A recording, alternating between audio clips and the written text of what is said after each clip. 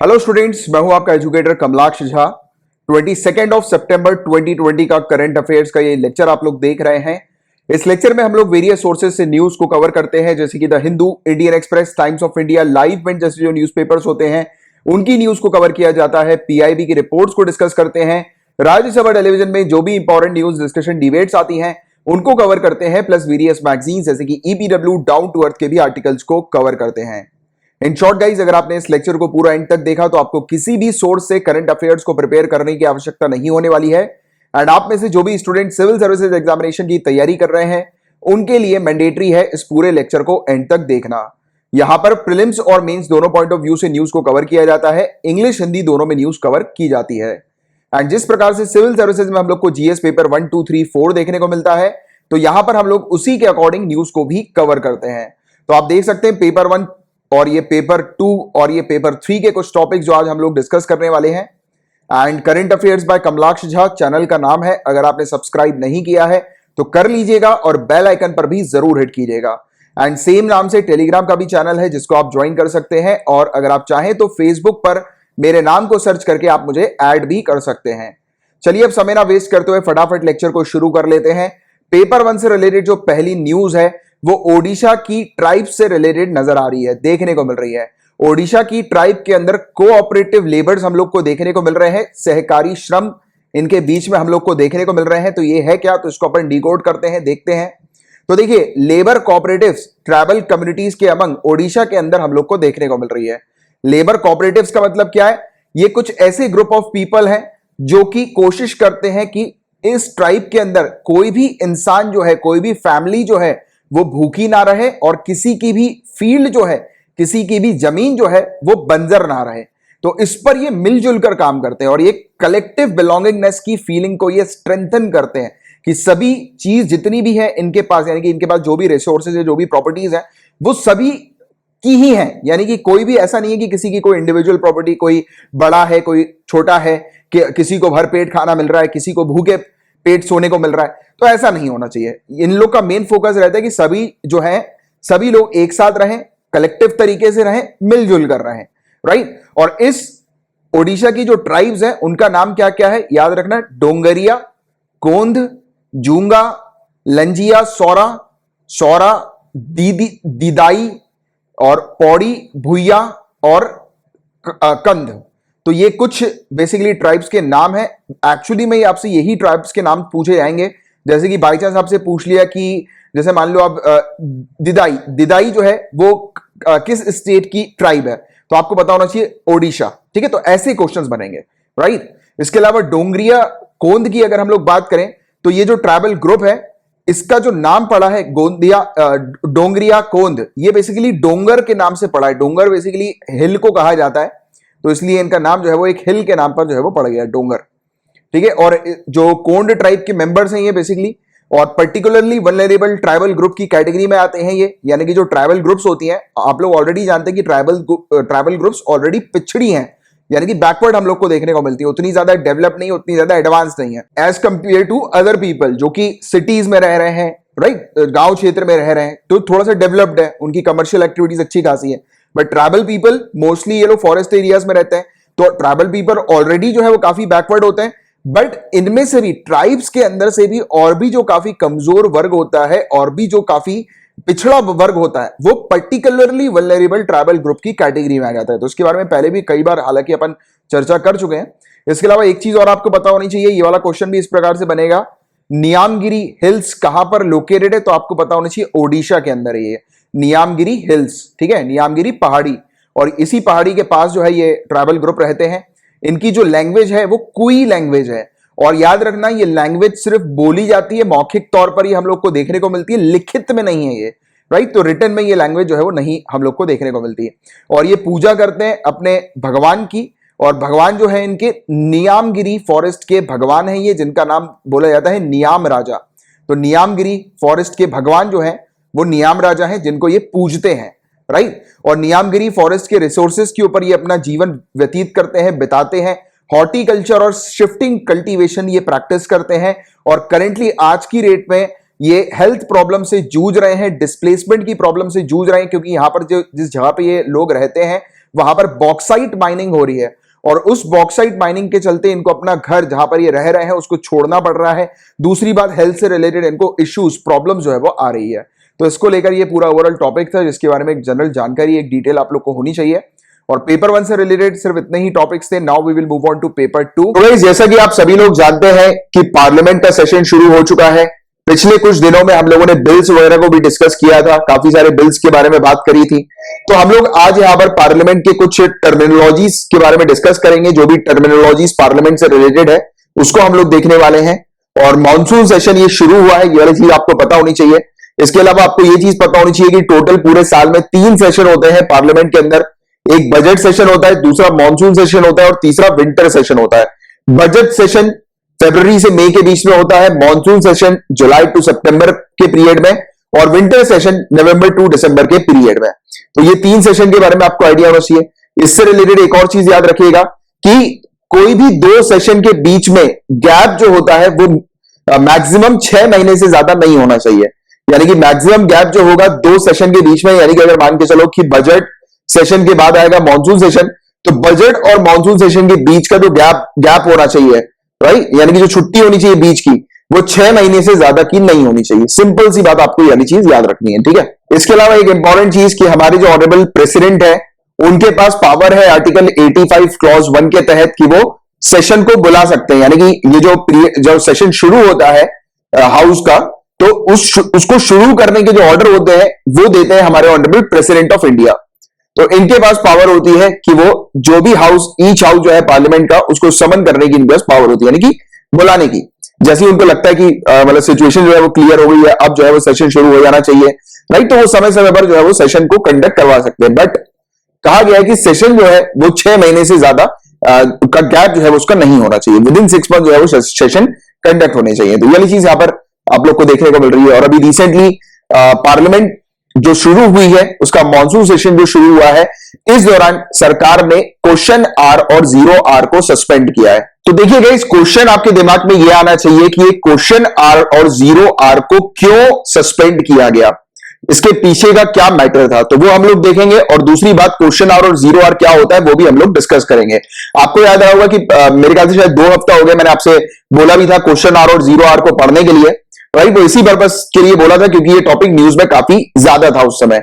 But अभी जो है वो हम लोग इस पूरे चीज को, क्योंकि मैं थोड़ा सा वेट कर रहा था एक अच्छा आर्टिकल आने के लिए, राइट, तो इसलिए मैं देखिए आपने नोटिस किया हुआ शायद या पर अभी अगर आप मुझे फॉलो कर रहे होंगे तो मैं आपको बता दूं, रेगुलर व्यूअर्स को तो ऑलरेडी पता है कि यहां पर अगर कुछ ऐसी न्यूज होती है वो अगर मैं थोड़ा सा रुका हुआ उसको डिले कर रहा हूं, तो इसका मतलब ये समझिएगा कि मैं उस पर एक अच्छी एनालिसिस जो है वो आप लोग के लिए प्रिपेयर कर रहा हूं, जिससे कि आपको एक ही बात जो मैं पढ़ाऊं, जो भी टॉपिक एक बार कवर कराऊं, वो टॉपिक आपका क्रिस्टल क्लियर हो जाए। मैं यहां पर हमेशा कमिट करता हूं कि अगर आप रेगुलरली फॉलो कर रहे हैं तो आपकी एक भी न्यूज नहीं छूटेगी। क्वाइट पॉसिबल न्यूज जो है वो थोड़ी सी डिले हो सकती है बट छूटेगी नहीं, that is 100% guaranteed and that is 100% sure. ये मेरे रेगुलर व्यूअर्स काफी अच्छे से इस चीज को जानते हैं, क्योंकि जो न्यू व्यूअर्स है उनको लगता है कि सर आप थोड़ी सी लेट न्यूज क्यों प्रोवाइड करा रहे हो। देखो गाइस, यहां पर ये जो चैनल जिस पर आप ये पढ़ाई कर रहे हो, ये स्टार्टिंग में ही बता दिया जाता है कि सिविल सर्विसेज की अगर आप तैयारी कर रहे हो तो आपके लिए चैनल काफी इंपॉर्टेंट है और गवर्नमेंट एग्जामिनेशन की प्रिपरेशन वाले स्टूडेंट्स के लिए चैनल इंपॉर्टेंट है, राइट। क्योंकि ये न्यूज चैनल नहीं है कि मैं आपको ब्रेकिंग न्यूज दूं एकदम से, जैसे ही न्यूज आए उसके बाद मैं एकदम से प्रोवाइड करा दूं। यहां पर मैं वेरियस आर्टिकल्स को रीड करके आपको जो है वो best to best content provide कराने की कोशिश करता हूं, राइट। आपका एग्जाम जो होगा, जैसे अभी जो स्टूडेंट्स इस एग्जाम को लिखने वाले हैं तो वो तो अपनी रिवीजन कर रहे हैं, बट जो आपका एग्जैक्टली एग्जाम जो होगा वो नेक्स्ट ईयर होगा, 2021 की जो तैयारी कर रहे हैं, राइट। और इवन मेंस की भी अगर बात करें तो कुछ महीने बाद होगा। तो ऐसा तो नहीं है कि आज न्यूज आई और कल आपका एग्जाम है, राइट। तो ये ब्रेकिंग न्यूज वाला चैनल नहीं है। यहां पर मैं हड़बड़ी नहीं करता, यहां पर मैं आराम से काफी कुछ चीजें जो है वो कलेक्ट करता हूं, जिससे कि आपको जो प्रोवाइड कराऊं वो best to best content provide कराऊं, राइट। और ये चीज आप अगर रेगुलरली फॉलो करोगे तो आपको समझ में आ जाएगी ऑटोमेटिकली। तो देखिए, अभी अपन बात कर रहे थे क्वेश्चन आर और 0R के बारे में। तो ये काफी अच्छा आर्टिकल इंडियन एक्सप्रेस का सामने है। यहां पर इसमें पूरी चीज जो है वो क्रिस्टल क्लियर है, काफी कुछ चीज एक्सपर्ट की एडवाइस वगैरह नजर आ रही है, देखने को मिल रही है। तो देखिए, यहां पर बताया गया कि इस कोरोना वायरस के समय पर, इस पैंडेमिक के समय पर जो मॉनसून सेशन जो है वो छोटा हुआ है, ट्रंकेटेड। देखो आपके पास एक वोकैबुलरी का भी एक चीज आ गई, देखो ये ट्रंकेटेड, तो ये शॉर्टन जिसको कहते हैं, राइट। तो मॉनसून जो है वो छोटा हुआ है, राइट। और पार्लियामेंट ने कहा है कि यहां पर कोई क्वेश्चन आर नहीं होगा और ना कोई 0R होगा। और इसको लेकर अपोजिशन जो है वो स्ट्रांगली क्रिटिसाइज कर रहा है। तो ये दोनों पीरियड क्यों इतने ज्यादा इंपॉर्टेंट है वो चीज इस आर्टिकल में बहुत अच्छी तरीके से बताई हुई है। तो एक एक लाइन जो है वो क्लियरली हम लोग देखेंगे, ध्यान से सुनिएगा, आप चाहे तो नोट डाउन भी करते चलिए इस टॉपिक को। तो देखिएगा, लोकसभा और राज्यसभा के सेक्रेटेरिएट्स ने नोटिफिकेशन दे दिया है कि कोई भी क्वेश्चन आर जो है वो मॉनसून सेशन के दौरान पार्लियामेंट में नहीं होगा। और क्योंकि जो इस बार का सेशन है मॉनसून सेशन, ये सितंबर 14 से लेकर 1 अक्टूबर के पीरियड के लिए है।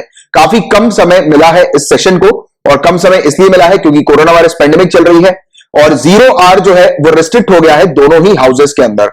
और इस चीज को लेकर अपोजिशन मेंबर ऑफ पार्लियामेंट ने क्रिटिसाइज किया है, कहा है कि उनके क्वेश्चन पूछने का अधिकार जो है वो सरकार ने छीन लिया है। देखो नाम से क्या समझ में आ रहा है, क्वेश्चन आर। क्वेश्चन आर यानी कि यहां पर मेंबर ऑफ पार्लियामेंट जो है वो कैबिनेट मिनिस्टर से या मिनिस्टर से इन जनरल क्वेश्चंस पूछते हैं। ये पूछते हैं कि जो रूलिंग पार्टी में जो सरकार है वो किस प्रकार से ऑपरेट कर रही है, क्या वो काम कर रही है, और उसकी जो भी पॉलिसीज उन्होंने जो निकाली है, जो भी स्कीम्स निकाली है, उसके अकॉर्डिंग बेनिफिशियरीज को, लोगों को लाभ मिल रहा है कि नहीं मिल रहा है, इस चीज को ये सुनिश्चित करते हैं, यानी कि चेक करते हैं अपोजिशन। क्योंकि अपोजिशन का काम क्या है, ये हमेशा ये कोशिश करना है कि कुछ ना कुछ गलती हो जाए रूलिंग पार्टी से, जिससे कि वो लोगों के बीच में उनकी वो गलती जो है वो प्रस्तुत कर दें। और गलती बताने का सबसे बेस्ट जो टाइम होता है वो यही होता है पार्लियामेंट का सेशन। क्योंकि आपको पता है ये सेशन जो होता है उसकी हर एक डिटेल, हर एक जानकारी आम जनता को मिलती है। जर्नलिस्ट वगैरह वहां पर मौजूद होते हैं, रेगुलर बेसिस पर इसकी रिकॉर्डिंग हम लोग को देखने को मिलती है लोकसभा और राज्यसभा के अंदर, आपको पता होगा, राइट। तो सबसे बेस्ट तरीका होता है अपोजिशन के लिए, यानी कि सबसे बेस्ट टाइम होता है कि अपोजिशन इस समय पर जो सरकार की गलतियां निकालें और उनको अकाउंटेबल बनाए। तो ये बेसिकली एक बेटर गवर्नेंस के लिए ये प्रोसीजर हम लोग को इस प्रकार का देखने को मिलता है। क्लियर है यहां तक बातें? अब आगे की बात करें, क्वेश्चन आर क्या है और इसकी क्या महत्वता, सिग्निफिकेंस हम लोग को देखने को मिलती है। तो क्वेश्चन आर जो है गाइस, इसको लाइवलीएस्ट आर कहा जाता है पार्लियामेंट का। नोट कर लीजिए, लाइवलीएस्ट आर कहा जाता है पार्लियामेंट का। ये 1 घंटे का समय होता है जिस समय मेंबर ऑफ पार्लियामेंट क्वेश्चंस पूछते हैं मिनिस्टर से और उनको अकाउंटेबल बनाते हैं, क्योंकि मिनिस्ट्रीज जिस प्रकार से काम कर रही है उसके लिए उनको अकाउंटेबल बनाते हैं। और क्वेश्चन जो है जो एमपी पूछते हैं वो डिजाइन किया जाता है इस तरीके से कि उसमें प्रॉपर इंफॉर्मेशन ऐसी होती है कि मिनिस्ट्रीज के जो एक्शंस होते हैं तो उसको ट्रिगर किया जाता है कि मिनिस्ट्री जो है वो क्या एक्शंस ले रही है, और उसके उनके एक्शंस में अगर कुछ कमियां हैं तो उसको जो है वो हाईलाइट किया जाता है। तो ये इस प्रकार के क्वेश्चन सामने आते हैं। और 70 साल से ज्यादा हो गया कि मेंबर ऑफ पार्लियामेंट ने सक्सेसफुली इस पार्लियामेंट्री डिवाइस का बहुत बेहतरीन तरीके से उपयोग किया है बेटर गवर्नमेंट फंक्शनिंग के लिए। और इनके जो क्वेश्चंस होते हैं वो एक्सपोज कर देते हैं फाइनेंशियल इरेगुलरिटीज को, और प्रॉपर डेटा और इंफॉर्मेशन लेकर आते हैं कि गवर्नमेंट किस प्रकार से काम कर रही है, और पब्लिक को ये पूरी चीज जो है वो बताई जाती है, पब्लिक के सामने ये पूरी चीज रखी जाती है। और जब से ये क्वेश्चन आर ब्रॉडकास्ट होना शुरू हुआ है 1991 से, तो क्वेश्चन आर जो है वो one of the most visible aspects parliamentary functioning का हम लोग को देखने को मिला है। यानी कि पार्लियामेंट के अंदर सबसे ज्यादा क्वेश्चन आवर्स के समय पर ही मतलब जितने भी एमपीज हैं वो काफी ज्यादा एक्टिव हो जाते हैं, और इस चीज को काफी अच्छा माना जा रहा है मतलब गवर्नमेंट को अकाउंटेबल बनाने के लिए, राइट। और ये जो सरकार से जो क्वेश्चन पूछे जाते हैं तो उसकी लॉन्ग हिस्ट्री हम लोग को लेजिस्लेटिव बॉडीज के अंदर ऑलरेडी देखने को मिलती है। इंडिपेंडेंस के पहले भी पहला क्वेश्चन जो सरकार से पूछा गया था वो 1893 में पूछा गया था। इसके अलावा इस ग्राफ को आप देखिए, ग्राफ से आपको बहुत सारी चीजें क्लियर ये हो रही है। यहां पर लिखा है देखो, percentage of time utilize out of time allotted to question hour. Question hour को जितना समय दिया गया था उसमें आप देखिए कि कितना ज्यादा समय ऑन एन एवरेज की अगर हम लोग बात करें तो 60 से 70% के बीच में जो है वो ऑलमोस्ट, जैसे 1 घंटे का समय है, 1 घंटे में कुछ नहीं तो 40 से ज्यादा मिनट्स तक क्वेश्चन आर में मेंबर ऑफ पार्लियामेंट एक्टिवेट रहते हैं और अच्छे से जो है वो ये जो हाउस का जो बिजनेस है वो कंडक्ट करते हैं, राइट। तो क्वेश्चन आर जो है उसकी काफी महत्वता यहां पर बताई जा रही है। तो इस ग्राफ के थ्रू भी हम लोग को समझ में आ रहा है।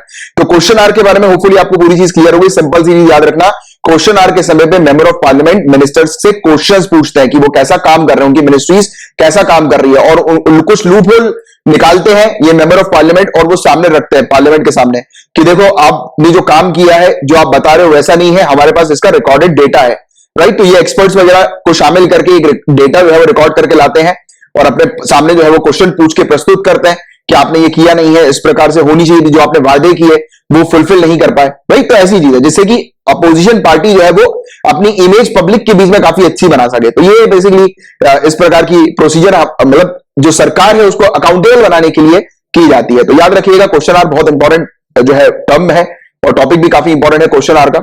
इसके अलावा जीरो आर की बात करें तो देखो क्वेश्चन आर जो है वो स्ट्रिक्टली रेगुलेट किया जाता है, और जीरो आर की बात करें तो जीरो आर जो है वो इंडियन पार्लियामेंट्री इनोवेशन है।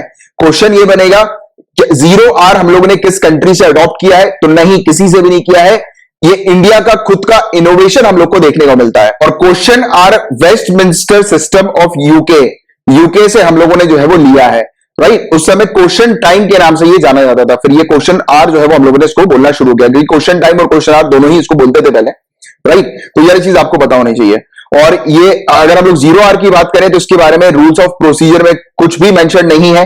ये कंसेप्ट जो जीरो आर का है ये ऑर्गेनिकली स्टार्ट हुआ है इंडियन पार्लियामेंट के पहले डिकेड के दौरान, यानी कि इंडियन पार्लियामेंट जब शुरू हुई थी तो उसके पहले के जो 10 साल थे उसमें खुद ब खुद जो है ये उत्पन्न हो गया, राइट, जीरो आर। और जब भी मेंबर ऑफ पार्लियामेंट को लगता है कि उनको कुछ नेशनल इश्यूज से रिलेटेड या इंपॉर्टेंट कॉन्स्टिट्यूएंसी से रिलेटेड क्वेश्चन जो है वो रेज करने हैं, यानी कि इंपॉर्टेंट मुद्दों के बारे में अगर क्वेश्चन उठाने हैं, तो इस समय मेंबर ऑफ पार्लियामेंट जो है वो इस जीरो आर के समय पे ये इंपॉर्टेंट क्वेश्चन जो है वो उठाते हैं। इसके अलावा इनिशियल डेज में पार्लियामेंट जो है वो ब्रेक लेती थी 1 बजे, यानी कि लंच का ब्रेक जो होता था पार्लियामेंट का वो 1 बजे होता था।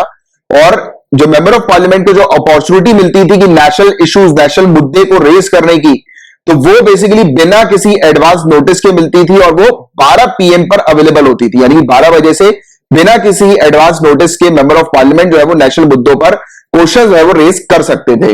और ये 12 PM, अब आप देखो लॉजिक देखो आप कि इसका नाम जो पड़ा वो हम लोग को जीरो आर इसलिए देखने को मिलता है क्योंकि 12 बजे से ये शुरू होता है, और 12 के बाद क्या आता है, 12 बजे के बाद जैसे वैसे तो 13 हम लोग को देखने को मिलता है 24 आवर्स की अगर क्लॉक देखें, बट जनरली जो क्लॉक होती है वो हम लोग को जो घड़ी पे दीवार पर देखने को मिलती है 12 के बाद 1 बजाती है, राइट। तो 12 के बाद जब 1 बजाती है घड़ी, तो इसका मतलब क्या हुआ, दोबारा से रिफ्रेश हो गई घड़ी, तो वो 12 मतलब जीरो भी कहलाया जाता है। तो 12 के बाद 1 बजते यानी कि 1 से पहले क्या आता है, जीरो आता है, तो इसलिए इसका नाम जो पड़ गया वो जीरो आर पड़ गया। तो जीरो आर पढ़ने का जो लॉजिक है ये इसके टाइमिंग को लेकर लॉजिक है कि 12 बजे ये शुरू होता है, तो इसलिए इसको जीरो आर जो है वो कहना शुरू कर दिया गया, ठीक है। और इस समय मुद्दे जो है वो उठाए जाते हैं, और ये जो इस समय पर जितने भी मुद्दे उठाए जाते हैं, सबमिट किए जाते हैं, वो जीरो आर सबमिशन के नाम से वो जाने जाते हैं, राइट। और पिछले कुछ सालों में प्रिसाइडिंग ऑफिसर जो दोनों हाउसेस के हैं उन्होंने फिर डायरेक्शंस देना शुरू किया कि किस प्रकार से काम होगा जीरो आर का, यानी कि किस प्रकार से फंक्शनिंग जीरो आर के अंदर हम लोग को देखने को मिलेगी, जिसके चलते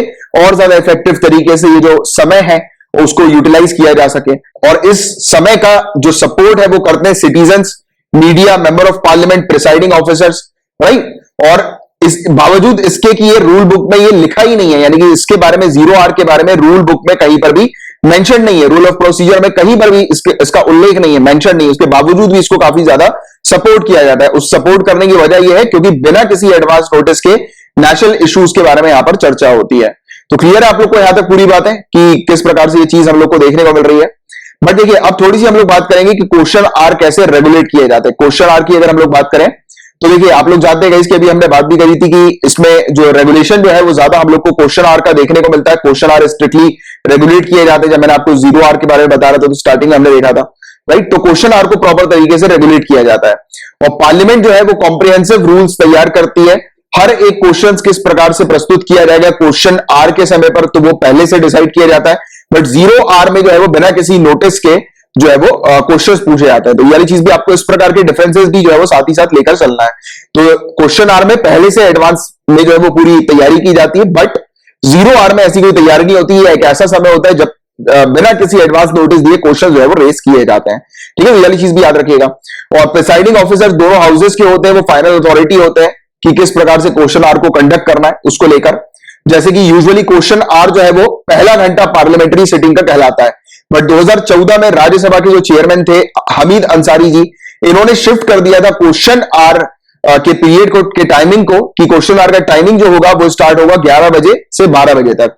पहले जो था वो जैसे ही सेशन शुरू होता था तो वैसे ही पहला जो घंटा हुआ करता था वो क्वेश्चन आर का हुआ करता था, बट उसको जो है वो चेंज करके 11 बजे से 12 बजे कर दिया गया। तो मैं आपको एक बार दिखा देता हूं। इसमें आप देखिए ये जो आपको दिखाई दे रहा है ये PRS मतलब india.org की ऑफिशियल मुझे ये मिली है, ये 2015 की है। ये आप देख सकते हैं पार्लियामेंट्री प्रोसीजर के बारे में इसमें मेंशन्ड है। तो यहां पर मैं आपको दिखा देता हूं। ये देखो एक ग्राफ लिखा हुआ है कि पार्लियामेंट के अंदर किस प्रकार से काम होता है। तो देखो 11 बजे से 12 बजे का जो पीरियड है वो कौन सा पीरियड है, हम लोग को क्वेश्चन 0 आवर का देखने को मिल रहा है, ठीक है। फिर हो रहा है क्वेश्चन आवर का पीरियड, फिर होगा लंच, और फिर उसके बाद जो भी डिस्कशंस वगैरह होंगे, शॉर्ट ड्यूरेशन डिस्कशन वगैरह, legislative business half an hour के जो हम लोग को देखने को मिलते हैं। और फ्राइडे को लास्ट 2.5 घंटा जो होता है वो रिजर्व किया जाता है प्राइवेट मेंबर बिल बिजनेस के लिए, यानी कि प्राइवेट मेंबर बिल्स वगैरह इस समय पर सिर्फ फ्राइडे के दिन हम लोग को देखने को मिलता है। तो ये पूरी टाइमलाइन है कि किस प्रकार से एक दिन पार्लियामेंट के अंदर बीतता है। तो अभी क्या हुआ, 2015 से जो ये 0 आवर है, ये 0 आवर आप देख सकते हैं, ये 0 आवर जो है वो पहले रख दिया गया और क्वेश्चन आवर फिर उसके बाद रखा गया। 12 बजे से फिर क्वेश्चन आवर शुरू हो रहा है और 0 आवर जो है वो उसको पहले कर दिया गया।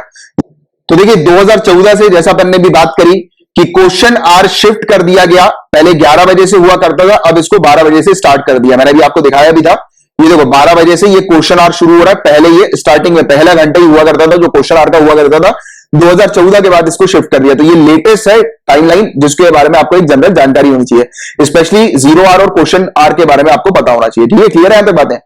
और जिससे कि क्वेश्चन आवर जो है उस पर किसी प्रकार का डिसरप्शन ना हो, तो इसको लेकर जो है ये चीज 11 से 12 बजे तक कर दी गई। अब किस प्रकार के क्वेश्चंस यहां पर पूछे जाते हैं, तो पार्लियामेंट्री रूल्स प्रोवाइड कराती है प्रॉपर गाइडलाइंस कि किस तरीके के क्वेश्चन जो है वो क्वेश्चन आवर के समय पर पूछे जाएंगे, राइट, मेंबर ऑफ पार्लियामेंट के द्वारा। और क्वेश्चंस की जो लिमिट होनी चाहिए वो 150 वर्ड्स की होनी चाहिए, राइट, यूपीएससी के आंसर की वर्ड लिमिट की तरह, राइट। हालांकि यूपीएससी के आंसर की वर्ड लिमिट इससे भी एक्सीड करती है, 200 से 250 वर्ड के बीच में होती है, बट जो मतलब इनिशियल जो होती है वो 150 वर्ड की हम लोग को देखने को मिलती है।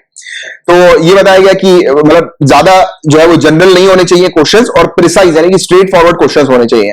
और क्वेश्चन जो होना चाहिए वो किससे रिलेटेड होना चाहिए, कि जो भी सरकार गवर्नमेंट ऑफ इंडिया की जो रिस्पॉन्सिबिलिटी है उसी से रिलेटेड ये क्वेश्चन होने चाहिए। अगर आप क्वेश्चन रेज कर रहे हो तो सरकार की रिस्पॉन्सिबिलिटी से रिलेटेड आपका क्वेश्चन होना चाहिए।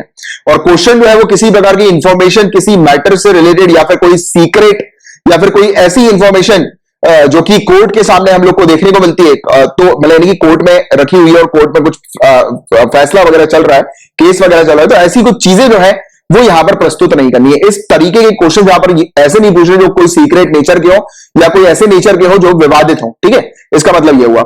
इसके अलावा प्रिसाइडिंग ऑफिसर जो होते हैं दोनों हाउसेस के, वो फाइनली फिर डिसाइड करते हैं कि कैसे क्वेश्चन जो है वो एमपी पूछेंगे, और फिर जो उनके क्वेश्चंस है उनको एडमिट करना है कि नहीं करना है, उस चीज का जो फाइनल डिसीजन होता है, यानी कि उनको अलाउ करना है कि नहीं करना, उसका फाइनल डिसीजन जो होता है वो प्रिसाइडिंग ऑफिसर का। और क्या लोकसभा और राज्यसभा में क्वेश्चन आवर रोज होते हैं, तो देखिए हाँ, आज की डेट में क्वेश्चन आवर रोज हम लोग को दोनों हाउसेस के अंदर देखने को मिलता है, ठीक है। बट पहले ऐसा नहीं था, पहले 1952 में लोकसभा के अंदर क्वेश्चन आवर रोज हुआ करते थे, बट राज्यसभा जो है वहां पर हम लोग को देखने को मिलता था कि हफ्ते में 2 दिन जो है वो क्वेश्चन आवर्स के हम लोग को देखने को मिलते थे। और फिर उसके कुछ महीनों के बाद इसको चेंज करके 4 दिन किया गया। फिर 1964 से राज्यसभा के अंदर भी रोज ही क्वेश्चन आवर जो है वो होने लगा, राइट, हर एक सेशन के अंदर। और आज की डेट में दोनों हाउसेस के अंदर जो है वो सेशन होते हैं। तो याद रखना कि इनिशियल पीरियड में राज्यसभा के अंदर रोज क्वेश्चन आवर नहीं हुआ करता था, लोकसभा के अंदर इनिशियल डे से रोज क्वेश्चन आवर होता है, राइट। और आज की डेट में हालांकि कुछ चेंजेस के बाद 1964 से राज्यसभा के अंदर भी रोज हम लोग को क्वेश्चन आवर्स देखने को मिलना शुरू हो गया। बट अभी एट प्रेजेंट इस समय पर ये क्वेश्चन आवर जो है वो नहीं हुआ है, तो इसलिए ये टॉपिक न्यूज में था। बात करें तो देखिए क्वेश्चन आवर अभी हमने बात करी कि ये दोनों हाउसेज में रोज ही होता है, बट 2 दिन जो है वो नहीं होता है। 2 दिन एग्जेम्पशन के तौर पर हम लोग को देखने को मिलता है जब क्वेश्चन आवर नहीं होता है। और ये कौन से 2 दिन होते हैं, तो जिस दिन honourable president member of parliament जब दोनों हाउसेज के इकट्ठा हम लोग को देखने को मिलते हैं, यानी कि ज्वाइंट सेशन जब होता है सेंट्रल हॉल के दौरान, और इस समय ऑनरेबल प्रेसिडेंट स्पीच देते हैं, राइट, न्यू लोकसभा की बिगिनिंग के लिए, या पहला दिन जो हम लोग को देखने को मिलता है न्यू पार्लियामेंट ईयर जो हम लोग को देखने को मिलता है। तो कुल मिला के सिंपल तौर पर जब ऑनरेबल प्रेसिडेंट जब ज्वाइंट सेशन ले रहे होते हैं तो इस दौरान नहीं होता है। और दूसरा नहीं होता है जब फाइनेंस मिनिस्टर बजट को प्रेजेंट करते हैं। तो ये 2 एग्जेम्पशन है जब हम लोग को ये क्वेश्चन आवर नहीं देखने को मिलता है, राइट, क्लियर है यहां तक पूरी बात है। और अभी तक बताया गया है कि जब से यानी कि क्वेश्चन आवर शुरू हुआ है तो हमारी जो करंट लोकसभा है वहां पर 15,000 क्वेश्चन जो है वो रेज किए जा चुके हैं। जब से लोकसभा की जो है वो बिगिनिंग हुई तब से 15,000 क्वेश्चन आवर के दौरान क्वेश्चंस रेज किए जा चुके हैं। इसके अलावा इतने सारे क्वेश्चंस पार्लियामेंट कैसे मैनेज करती है, तो देखिए गाइस, उसके लिए सिंपल सी प्रोसेस होती है। यहां पर मिनिस्ट्रीज को 5 के ग्रुप में डिवाइड कर दिया जाता है, और हर एक ग्रुप को कब क्वेश्चन का आंसर देना है उनके लिए वो दिन निर्धारित कर दिया जाता है, एलोकेट कर दिया जाता है। तो ये इस प्रकार से मैनेज किया जाता है। इसके अलावा बहुत इंपॉर्टेंट चीज अक्सर पहले भी सिविल सर्विस से पूछी जा चुकी है, स्टार्ट क्वेश्चन क्या होते हैं, फॉलो अप क्वेश्चन क्या होते हैं, अनस्टार्ट क्वेश्चन क्या होते हैं। तो देखिए, जब मेंबर ऑफ पार्लियामेंट जो क्वेश्चन मेंशन करते हैं, क्वेश्चन प्रस्तुत करते हैं, तो उस दौरान उनको यह चीज मेंशन करनी होती है कि उनको उस क्वेश्चन का आंसर लिखित चाहिए या मौखिक तौर पर चाहिए, ओरल चाहिए या रिटन चाहिए, राइट। तो जो भी, सिंपल सी बात याद रखना, जो भी ओरल क्वेश्चंस होते हैं, यानी कि जो भी ऐसे क्वेश्चन जिनका डिमांड किया जाता है कि उसका आंसर मिनिस्टर फ्लोर पर दें ओरली, तो ऐसे क्वेश्चन स्टार्ड क्वेश्चन कहलाते हैं, ठीक है। तो ये चीज आप लोग को याद रखनी है। और ऐसे ही क्वेश्चन जो होते हैं जिसमें हम लोग को जो सीजन जो पार्लियामेंटेरियंस देखने को मिलते हैं, सीजन पार्लियामेंटेरियंस, सीजन का मतलब होता है एक्सपर्ट, तो उनको पता होता है कि ये जो ऐसे ओरल क्वेश्चन है उसका आंसर इतनी आसानी से जो है वो सरकार दे नहीं पाएगी, और सरकार को अनकंफर्टेबल पोजीशन पे लाने के लिए वो सोचते हैं कि वो ओरली ही उनसे क्वेश्चन पूछे, क्योंकि आप जानते हैं ऑलरेडी कि काफी सारे लोग जो है वो एट द मोमेंट आंसर नहीं कर पाते काफी सारी चीजों का, राइट। जैसे कि उनसे अगर कुछ चीज पूछी गई, और काफी सारे लोग जो होते हैं वो अच्छे स्पीकर भी नहीं होते, तो उनको भी बड़ी प्रॉब्लम होती है वाली, राइट, कि एकदम से उनसे कुछ क्वेश्चन पूछ लिया, उसका उन्होंने रिस्पॉन्स किया, आंसर दिया, और उस बीच अगर फॉलो अप क्वेश्चन आ गया, फॉलो अप मतलब ये वाली चीज भी याद रखना, फॉलो अप क्वेश्चंस क्या होता है। फॉलो अप क्वेश्चंस का मतलब जब मिनिस्टर अपना रिस्पॉन्स दे रहे हैं, यानी कि उनको क्वेश्चन तो ऑलरेडी 15 दिन पहले मिल जाता है कि उनको जो है उस क्वेश्चन का क्या आंसर लिखना है, तो उस पर वो प्रिपेयर करके रखते हैं कि उनको क्या बोलना है, किस प्रकार से प्रेजेंट करना है अपने आंसर को। तो जब ये अपने आंसर प्रेजेंट कर रहे होते हैं, तो उस बीच क्या होता है कि उनसे फॉलो अप क्वेश्चंस पूछ लिए जाते हैं, यानी कि उनके तुरंत उसी समय उनके रिस्पॉन्स पर क्रॉस क्वेश्चनिंग कर दी जाती है। और ये क्रॉस क्वेश्चनिंग सिर्फ वही नहीं करते हैं जो उस क्वेश्चन को रेज करते हैं, बल्कि दूसरे मेंबर ऑफ पार्लियामेंट भी क्रॉस क्वेश्चनिंग कर लेते हैं, फॉलो अप क्वेश्चन जो है वो उनसे ले लेते हैं, राइट। और यही एक पीरियड होता है जिस समय सीजन्ड पार्लियामेंटेरियंस यानी कि एक्सपर्ट पार्लियामेंटेरियंस ये फिर उनसे ओरल क्वेश्चन जो है वो करते हैं, और पब्लिक के बीच में, क्योंकि आप जानते हो पूरा सेशन जो होता है वो लाइव टेलीविजन के ऊपर हम लोग को देखने को मिलता है, और पब्लिक के बीच में ही उनसे क्रॉस क्वेश्चन करके जो है वो कोशिश की जाती है कि सामने वाली सरकार जो है या फिर जो भी मिनिस्टर है वो उसका रिप्लाई ना कर पाए, उनसे ऐसे क्वेश्चन पूछ लिए जिससे कि मतलब लोगों को ये बताया जाए कि देखो हमारे क्वेश्चन का ये जवाब दे नहीं पा रहे, जवाब देने में ये जो है वो आनाकानी हो रही है, यानी कि कुछ मतलब बैक ऑफ कर रहे हैं। तो इसी से ही जो है वो चीजें मतलब अपनी मतलब कुल मिलाकर ऐसी टैक्टिक्स खेलकर, क्योंकि आप जानते हो कई बार सामने वाले व्यक्ति को आंसर आता भी है, बट फिर भी जो है वो आंसर नहीं दे पाते, बिकॉज उनके अंदर वो क्वालिटी स्किल्स नहीं होती है एट अ मोमेंट आंसर करने की, या फिर भले ही वो कितने भी सही हो, बट कुछ ऐसे क्वेश्चन उनसे रेज कर लिए, पूछ लिए जिनका फैक्ट्स फिगर उनके पास नहीं है, या जिसका आंसर वो नहीं दे पा रहे किसी कारणवश, यानी कि सपोर्ट नहीं कर पा रहे अपने आंसर को किसी चीज से। तो ऐसी कुछ चीजें हो जाती हैं, राइट। और इसी चीज का फायदा जो उठा लेते हैं वो सीजन एक्सपर्ट पार्लियामेंटेरियंस उठा लेते हैं। तो ये वाली चीज है, इसके बारे में आपको पता होना चाहिए। और मिनिस्टर जो है वो किस प्रकार से अपने आंसर को प्रिपेयर करते हैं, तो सिंपल सी बात आपको याद रखनी है, इनके पीछे होता है जो सेक्रेटरीज वगैरह होते हैं। जब आप आईएएस बन जाओगे, तो आईएएस बनने के बाद आप मिनिस्ट्री से जो अटैच्ड होगे, तो आप ही लोग जो है वो मिनिस्टर्स के कुछ आंसर जो है वो मतलब नोट करके रखोगे, यानी कि उस क्वेश्चन का कैसे आंसर लिखना है, तो उसके बारे में भी मिनिस्टर्स को थोड़ी बहुत गाइडेंस आप दोगे आने वाले समय में। तो मिनिस्ट्री जो होती है उनको 15 दिन पहले ही क्वेश्चन मिल जाता है एडवांस में, फिर वो अपने क्वेश्चंस को प्रिपेयर करते हैं, राइट। और जो ये क्वेश्चंस प्रिपेयर किए जाते हैं वो इस प्रकार से ध्यान से प्रिपेयर किए जाते हैं कि उसका जो फॉलो अप क्वेश्चन आएगा उसको भी ध्यान में रखते हुए ये पूरी चीज प्रिपेयर करता है, राइट। यानी कि अपने क्वेश्चन को कि यार अगर मैं इसका आंसर ये दूंगा या दूंगी, तो इसके रिस्पॉन्ड में जो है वो क्या चीज पूछी जा सकती है, तो वो सब चीजें जो है पहले से प्रिपेयर करके रखते हैं। और जो गवर्नमेंट ऑफिसर्स होते हैं, यानी कि आईएएस ऑफिसर्स जो आपको दिखाई देंगे, तो वो इनके काफी नजदीक होते हैं, गैलरी पर ही मौजूद होते हैं। जैसे कि उनसे अगर by chance follow up question पूछ लिया और वो आंसर नहीं दे पा रहे हैं, कुछ भी चीज हो रही है, तो वो फटाक से ऑफिसर उनको नोट्स वगैरह जो है वो अपने पास ऑन कर देते हैं और रेलिवेंट डॉक्यूमेंट्स वगैरह पास ऑन कर देते हैं, जिससे कि मिनिस्टर्स उस डॉक्यूमेंट का सपोर्ट करते हुए आंसर दे सके। और दूसरी कंडीशन जब आती है जिसको हम लोग अनस्टार्ट क्वेश्चन बोलते हैं, अनस्टार्ट क्वेश्चन कब आता है, जब मेंबर ऑफ पार्लियामेंट चाहते हैं कि जो मिनिस्टर है जो या फिर जो सरकार है जो काम कर रही है, रूलिंग पार्टी जो है, तो वो अपने यानी जिस भी मिनिस्टर या मिनिस्ट्री से क्वेश्चन पूछा है, तो वो अपने अगर वो चाह रही है मेंबर ऑफ पार्लियामेंट की जो सामने वाला मिनिस्टर है वो प्रॉपर फैक्ट डेटा फिगर्स को ध्यान में रखते हुए अपना आंसर प्रस्तुत करे, तो वो उनसे रिटर्न में जो है वो अपने क्वेश्चन को डिमांड कर सकते हैं, यानी कि रिटर्न में उसका आंसर जो है वो मांग सकते हैं। इसको हम लोग अनस्टार्ट क्वेश्चन कहते हैं। तो सिंपल सी बात, आप लोग को ये वाली चीज पता होनी चाहिए। और क्वेश्चंस क्या सिर्फ मिनिस्टर्स के लिए ही होते हैं, तो हाँ वैसे तो क्वेश्चंस मिनिस्टर्स के लिए होते हैं, बट क्वेश्चन जो है वो मिनिस्टर्स जो है उनके जो कलीग्स वगैरह होते हैं उनसे भी पूछ लिया जाता है, राइट। तो ये वाली चीज भी यहां पर देखने को मिलती है, यानी कि सिर्फ मिनिस्टर्स के लिए नहीं होता, बट हाँ ये चीज ध्यान में रखी जाती है कि जो क्वेश्चन जो होना चाहिए वो पर्टिकुलर बिल से रिलेटेड हो या रेजोल्यूशन से रिलेटेड ही हो, या फिर जो भी सरकार की जो फंक्शनिंग है उसी से रिलेटेड हो, राइट। तो ये वाली चीज हम लोग को यहां पर इस प्रकार की देखने को मिलती है। और 15 दिन के 15 दिन एडवांस में जो है ये क्वेश्चंस दिए जाते हैं। और क्या लिमिट लगी हुई है कि कितने क्वेश्चन जो है वो पूछे जा सकते हैं? तो देखिए, जो रूल्स हम लोग को देखने को मिलता है कि पार्लियामेंट के अंदर एक दिन में कितने क्वेश्चंस पूछे मतलब जा सकते हैं, तो वो पर्टिकुलर पीरियड ऑफ टाइम में चेंज भी हुआ है। लोकसभा के अंदर लेट 1960 तक अनलिमिटेड नंबर ऑफ क्वेश्चन जो है वो पूछे जा सकते थे। अनस्टार्ड क्वेश्चन यानी कि लिखित वाले क्वेश्चन अनलिमिटेड नंबर में पूछे जा सकते थे एक दिन के अंदर। और आज की डेट में पार्लियामेंट का रूल जो है वो उस चीज को लिमिट करता है। जो स्टार्ड और अनस्टार्ड क्वेश्चंस जो मेंबर ऑफ पार्लियामेंट एक दिन में पूछ सकते हैं उसके ऊपर कुछ लिमिटेशंस लगी हुई है। आज की डेट की अगर हम लोग बात करें तो टोटल नंबर जो क्वेश्चंस है जो कि मेंबर ऑफ पार्लियामेंट पूछ सकते हैं ओरली और रिटन फॉर्म में, तो ये बेसिकली बताया जाता है रैंडम बैलेट के थ्रू होता है।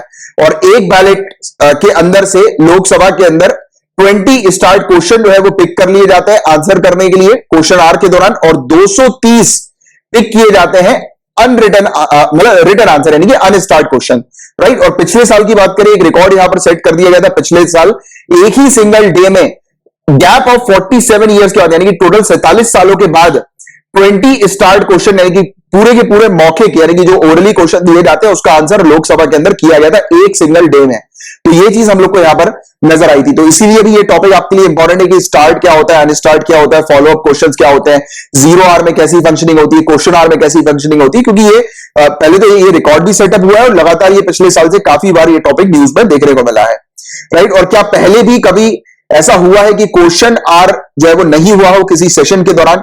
तो देखिए, पार्लियामेंट्री रिकॉर्ड ये बताती है कि जब चाइनीज एग्रेशन हम लोग को 1962 में देखने को मिला था तो उस समय विंटर सेशन था, हम लोग को देखने को मिल रहा था, और जो हाउस की जो सिटिंग थी वो शुरू हुई थी 12 बजे, और उस समय कोई भी क्वेश्चन आवर जो है वो नहीं हुआ था। और इस सेशन के पहले चेंजेस जो है वो लाए गए थे कि क्वेश्चन आवर पर लिमिट जो है वो लगाई जाएगी, यानी कि क्वेश्चंस पर लिमिट लगाई जाएगी क्वेश्चन आवर के दौरान।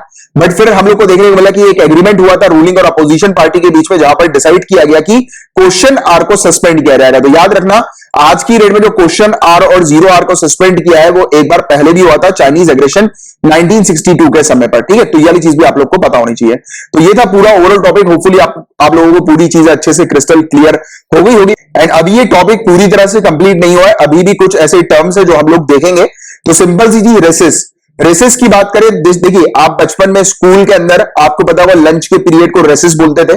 तो ये रेसेस का मतलब यही होता है, बट एक्चुअली में ये लंच का पीरियड नहीं होता, ये वो वाला पीरियड होता है जिस समय जो सेशन जो होता है हाउस का वो पॉज रहता है। यानी कि जैसे बजट, अभी हमने बात करी थी कुछ देर पहले, बजट सेशन और मॉनसून सेशन या विंटर सेशन, तो इनके बीच का जो पीरियड होता है खाली पीरियड, जब जिस समय कोई भी सेशन नहीं होता उसको रेसेस कहते हैं, ठीक है। तो ये वाला जो पीरियड होता है जिस समय कोई सेशन नहीं चल रहा होता उसको रेसेस कहा जाता है। एडजर्नमेंट की बात करें, सिंपल सी चीज याद रखना है, एडजर्नमेंट का मतलब क्या होता है? काम को एक स्पेसिफाइड टाइम के लिए एडजर्न किया जाता है, यानी कि सस्पेंड किया जाता है। अभी हमने बात करी थी कि लंच, जैसे ही लंच शुरू होता है तब फिर वहां पर स्पीकर जो है या फिर चेयरमैन जो है वो बोल देते हैं कि ये अभी 1 घंटे के लिए जो सेशन जो है वो एडजर्न हो गया है, यानी कि तो मतलब छुट्टी थोड़े पर्टिकुलर पीरियड की छुट्टी बोली जाती है इसको, ठीक है। कुछ घंटे की भी हो सकती है, कुछ दिन की भी हो सकती है, कुछ हफ्तों की भी हो सकती है, ठीक है।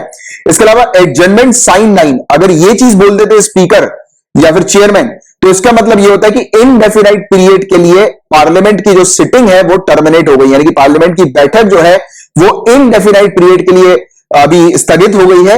अब इसके बारे में जो है वो बाद में सूचना दी जाती है, यानी कि इसमें एग्जैक्टली टाइम बताया नहीं जाता। जिस समय टाइम बताया नहीं जाता कि कितने दिनों के लिए या कितने घंटों के लिए या कितने हफ्तों के लिए हाउस जो है वो सस्पेंड हुआ है, तो उसको एडजर्नमेंट साइन 9 कहा जाता है। और जिस समय बताया जाता है निर्धारित समय, स्पेसिफाइड टाइम जिस समय बताया जाता है, तो उसको एडजर्नमेंट कहा जाता है, ठीक है। तो ये दो टर्म्स के बारे में आप लोग को एक आइडिया होना चाहिए। और जो पावर होती है एडजर्न करने की हाउस को, तो वो ऑब्वियस ही बात है प्रिसाइडिंग ऑफिसर के पास होती है, जिसके बारे में अपन ने अभी थोड़ी देर पहले ही चर्चा करी थी। एक और टर्म प्रोरोगेशन की बात करें तो हमारे ऑनरेबल प्रेसिडेंट ऑफ इंडिया जो है वो नोटिफिकेशन इशू कर सकते हैं प्रोरोगेशन का सेशन के लिए। जैसे ही बिजनेस सेशन का खत्म होता है, कंप्लीट होता है, तो ऑनरेबल प्रेसिडेंट बोलते हैं अब इस सेशन को क्लोज किया जाए। जैसे ही मॉनसून सेशन है या बजट सेशन है, जैसे ही वो खत्म हुआ, पूरी एक्टिविटीज पूरा बिजनेस उसका क्लोज हुआ, तो ऑनरेबल प्रेसिडेंट एक नोटिफिकेशन के थ्रू बोल देते हैं कि अब इसको जो है वो बंद करो, प्रोरोगेशन करो। प्रोरोग करने का एक नोटिफिकेशन लाया जाता है और उसके बाद जो प्रिसाइडिंग ऑफिसर होते हैं वो बेसिकली डिक्लेयर कर देते हैं हाउस एडजर्न साइन 9, यानी कि इसको जो है वो डिक्लेयर कर दिया जाता है ऑनरेबल प्रेसिडेंट के द्वारा। अच्छा, इसके अलावा प्रोरोगेशन का, ये प्रोरोग करने का जो पावर है ऑनरेबल प्रेसिडेंट के पास, वो जब सेशन चल रहा होता है उस समय भी वो इस पावर का उपयोग कर सकते हैं, यानी कि ड्यूरिंग द सेशन ऑल्सो।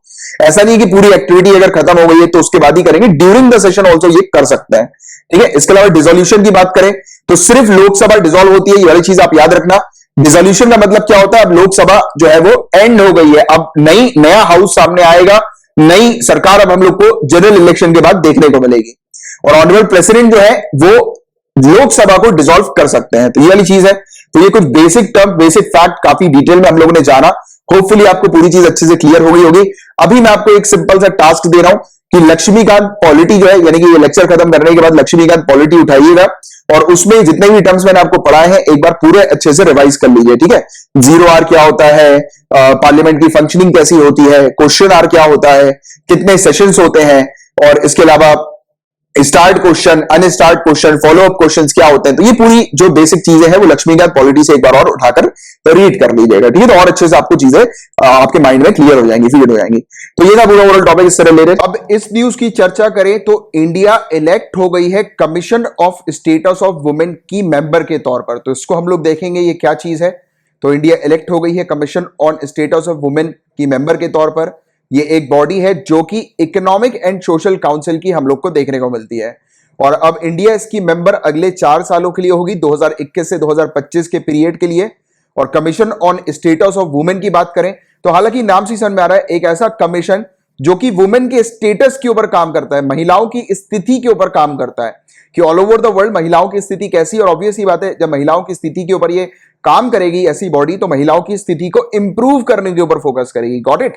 तो देखो, ये एक principal global intergovernmental body है जो कि फोकस करती है जेंडर इक्वलिटी के प्रमोशन के ऊपर और वुमेन एम्पावरमेंट के प्रमोशन के ऊपर ये फोकस करती है। और ये एक फंक्शनल कमीशन है। अभी हमने बात करी थी इकोनॉमिक एंड सोशल काउंसिल की, ECOSOC की। आगे की बात करें, ये स्टैब्लिश की गई थी ECOSOC के रेजोल्यूशन के तहत, रेजोल्यूशन 11 क्लॉज 2 के तहत 1946 के समय पे। फोकस है कि वुमेन्स राइट को, महिलाओं के अधिकार को प्रमोट करना, हाईलाइट किया जाता है इस कमीशन के द्वारा कि आज की पूरे दुनिया भर में आज की रेट में करंट स्टेटस क्या है महिलाओं का, किस प्रकार से वो अपना जीवन व्यतीत कर रही हैं, और हेल्प किया जाता है कि ग्लोबल स्टैंडर्ड को बनाया जाए जेंडर इक्वलिटी के ऊपर बेस्ड और वुमेन एम्पावरमेंट के ऊपर बेस्ड। तो इसकी ये कुछ कार्य होते हैं जो फिंगर टिप्स पे आपको पता होनी चाहिए। हालांकि इसके नाम से ही पूरी चीज अपन ने ऑलरेडी डिकोड कर ली थी, क्लियर कर ली थी। इसमें याद रखना टोटल 45 मेंबर्स होते हैं यूनाइटेड नेशंस के, जो कि इसके मेंबर के तौर पर सर्व करते हैं, राइट। एक पर्टिकुलर टाइम पे इसके टोटल 45 मेंबर्स होते हैं। India will be one of the member जो कि सर्व करेगी अगले 2025 तक, 2021 से 2025 तक, अगले 4 सालों के लिए। अब देखिए, यहां पर बात हो रही है इंडिया जापान लॉजिस्टिक एग्रीमेंट के बारे में। तो जब कभी भी आप लॉजिस्टिक सुनो तो आपके दिमाग में एक चीज क्लियर हो जानी चाहिए, वो ये फोटो आपके दिमाग में आनी चाहिए, ये वाली फोटो। इस फोटो को देखकर आई होप कि आपको चीजें क्लियर हो गई होगी कि यहां पर गुड्स और सर्विसेज के सप्लाई की बात होती है कि दोनों कंट्रीज आपस में मिलकर सामान जो है, गुड्स और सर्विसेज, ये सप्लाई करते हैं एक दूसरी कंट्री को, ठीक है। तो ये वाली चीज है, ये जो एग्रीमेंट होता है वो लॉजिस्टिक एग्रीमेंट का होता है। जापान के साथ अभी इंडिया ने ये लॉजिस्टिक एग्रीमेंट जो है वो साइन किया है, इसको लेकर ये टॉपिक न्यूज में है। एम किया जा रहा है ग्रेटर मैरीटाइम कॉर्पोरेशन, अधिक समुद्री सहयोग के उद्देश्य से ये हम लोग को देखने को मिल रहा है। और इंडिया और जापान अपनी नेवल एक्सरसाइज को अपग्रेड करेंगी, अपनी नौसैनिक अभ्यास को जो है वो मतलब और अपग्रेड किया जाएगा और ऊपर जो है वो लेकर जाएंगे ये, राइट, हाई लेवल तक। इसके अलावा इस्टेब्लिश करेंगे एक ऐसा फ्रेमवर्क जिसके तहत ये साथ में मिलकर काम करें। दोनों की जो आर्म्ड फोर्सेज हैं, आर्म्ड फोर्सेज दोनों कंट्री की, वो एक दूसरी कंट्री को जो है वो सर्विसेज जो है और सप्लाई जो है वो ट्रांसफर करेंगे और रेसिप्रोकल बेसिस पे होगा कि इंडिया जितने अमाउंट की, जितनी वैल्यू की सर्विसेज जापान को देगी, सेम जापान जो है वो उतनी वैल्यू की सर्विसेज इंडिया को प्रोवाइड कराएगी। तो ये चीज है, इसको लेकर ये पूरा एग्रीमेंट है। कल भी अपन ने याद आ रहा है यूएसए के लॉजिस्टिक एग्रीमेंट के बारे में डिस्कस किया था। अभी हमने बात करी थी कि 3 इंपॉर्टेंट एग्रीमेंट है जो हमने ऑलरेडी साइन किए हुए हैं यूएसए के साथ, जिसमें भी कल हमने बात नहीं करी थी लॉजिस्टिक एग्रीमेंट के बारे में, लमाओ के बारे में बात करी थी, कॉमकासा के बारे में बात करी थी, याद है। अगले महीने भी एक और एग्रीमेंट जो है वो साइन होने वाला है, जो कि आखिरी एग्रीमेंट है, ऐसी उम्मीद है यूएसए को, जिस पर हम अपन ने चर्चा करी थी कल। तो सिंपल सी चीज है जिसके बारे में आपको जानकारी होनी चाहिए। दोनों कंट्री अंतर सुरक्षा को भी बढ़ाएंगी आपस में और क्षेत्रीय सुरक्षा को भी बनाए रखेंगी और सहायता और द्विपक्षीय रक्षा कार्य और बढ़ाएंगी। मतलब बायलैटरल डिफेंस एंगेजमेंट इन दोनों के बीच में होगा। जो चीज अपन को यहीं पर ही क्लियर हो गई कि दोनों कंट्री अपनी आर्म्ड फोर्सेस, दोनों कंट्रीज की जो है उनके बीच में सप्लाईज और सर्विसेज को इंक्रीज करेंगे, एनहांस करेंगे, राइट। तो ये चीज है, ये एग्रीमेंट होगा टोटल 10 ईयर्स के लिए। 10 ईयर्स के बाद ये एग्रीमेंट फिर अगेन 10 ईयर्स के लिए एक्सटेंड हो जाएगा, और ये जब तक 10 ईयर्स के लिए एक्सटेंड होगा जब तक दोनों कंट्री में से कोई एक कंट्री मना नहीं कर देती, ठीक है। तो ये इस प्रकार से एग्रीमेंट हम लोग को देखने को मिलेगा इंडिया और जापान के बीच में। तो याद रखिएगा इसके बारे में थोड़ी सी बेसिक चीज। इंडो पैसिफिक ट्राइलेटरल डायलॉग अभी हम लोग को देखने को मिला। ये देखो इंडो पैसिफिक क्षेत्र, ये जो आपको सर्कल दिख रहा है, ये इंडो पैसिफिक क्षेत्र हम लोग को देखने को मिलता है। अभी इंडिया, ऑस्ट्रेलिया और फ्रांस के बीच में ये पहली बार ट्राइलेटरल फ्रेमवर्क डिजाइन किया गया है। इस प्रकार का डायलॉग पहली बार हम लोग को देखने को मिला है। तीनों कंट्रीज एग्री हुई हैं कि अब से ये हर साल एनुअल बेसिस पर इस प्रकार की मीटिंग कंडक्ट करेंगी। और इसमें फोकस क्या है, तीनों कंट्रीज अपना कॉपरेशन, अपना सहयोग जो है वो इंडो पैसिफिक क्षेत्र पर बढ़ाएंगे, यानी कि इस एरिया पर वेरियस एक्टिविटीज तीनों कंट्रीज करेंगी।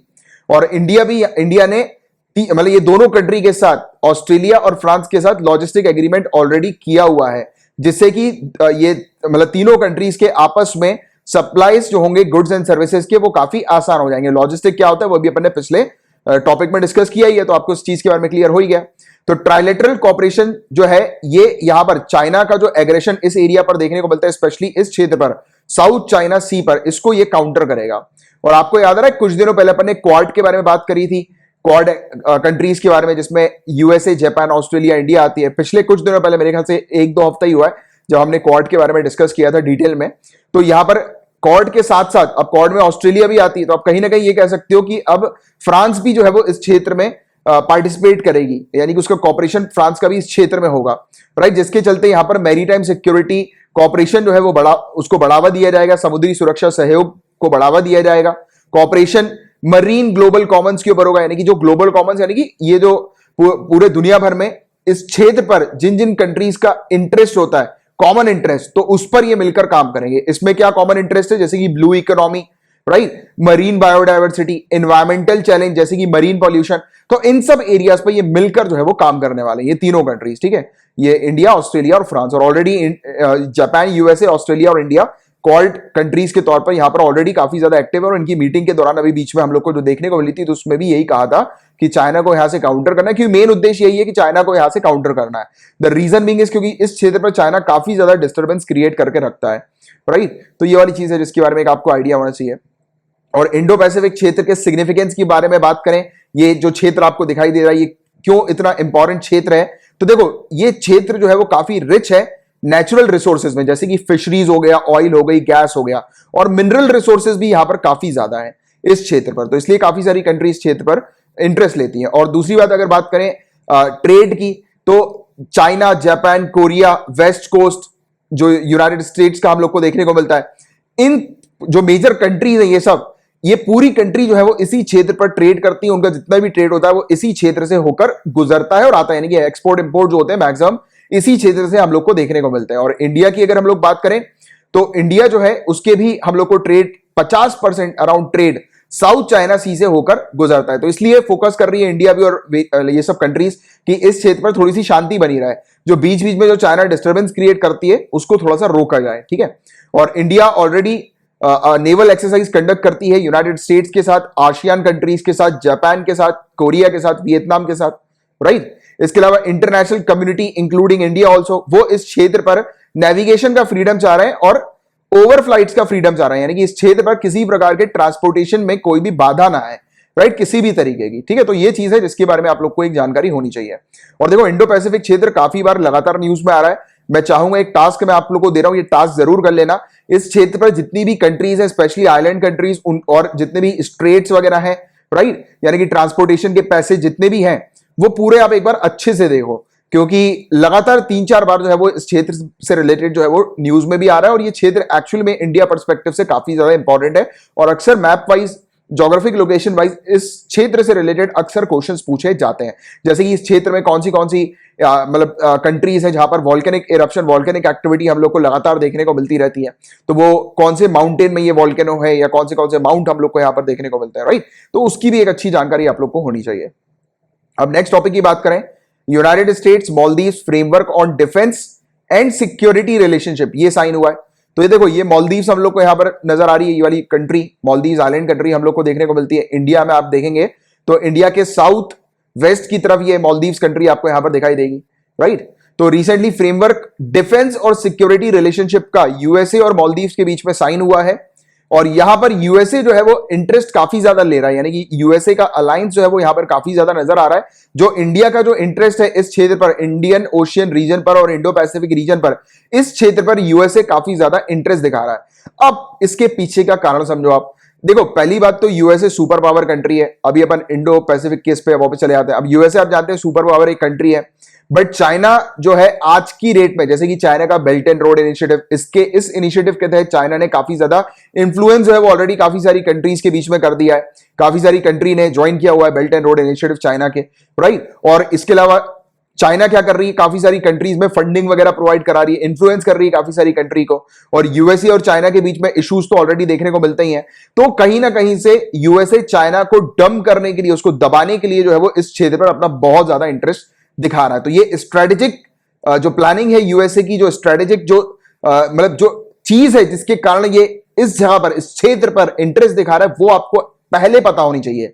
क्योंकि जो इश्यूज चाइना और यूएसए के बीच में, तो ऑब्वियस ही बात है यूएसए वांट्स की यहाँ की इस क्षेत्र की जितनी भी कंट्रीज हो यूएसए को फेवर करने लगे, जिससे कि जब चाहे तब यूएसए किसी भी क्षेत्र से जो है वो चाइना पर अटैक करवा सके।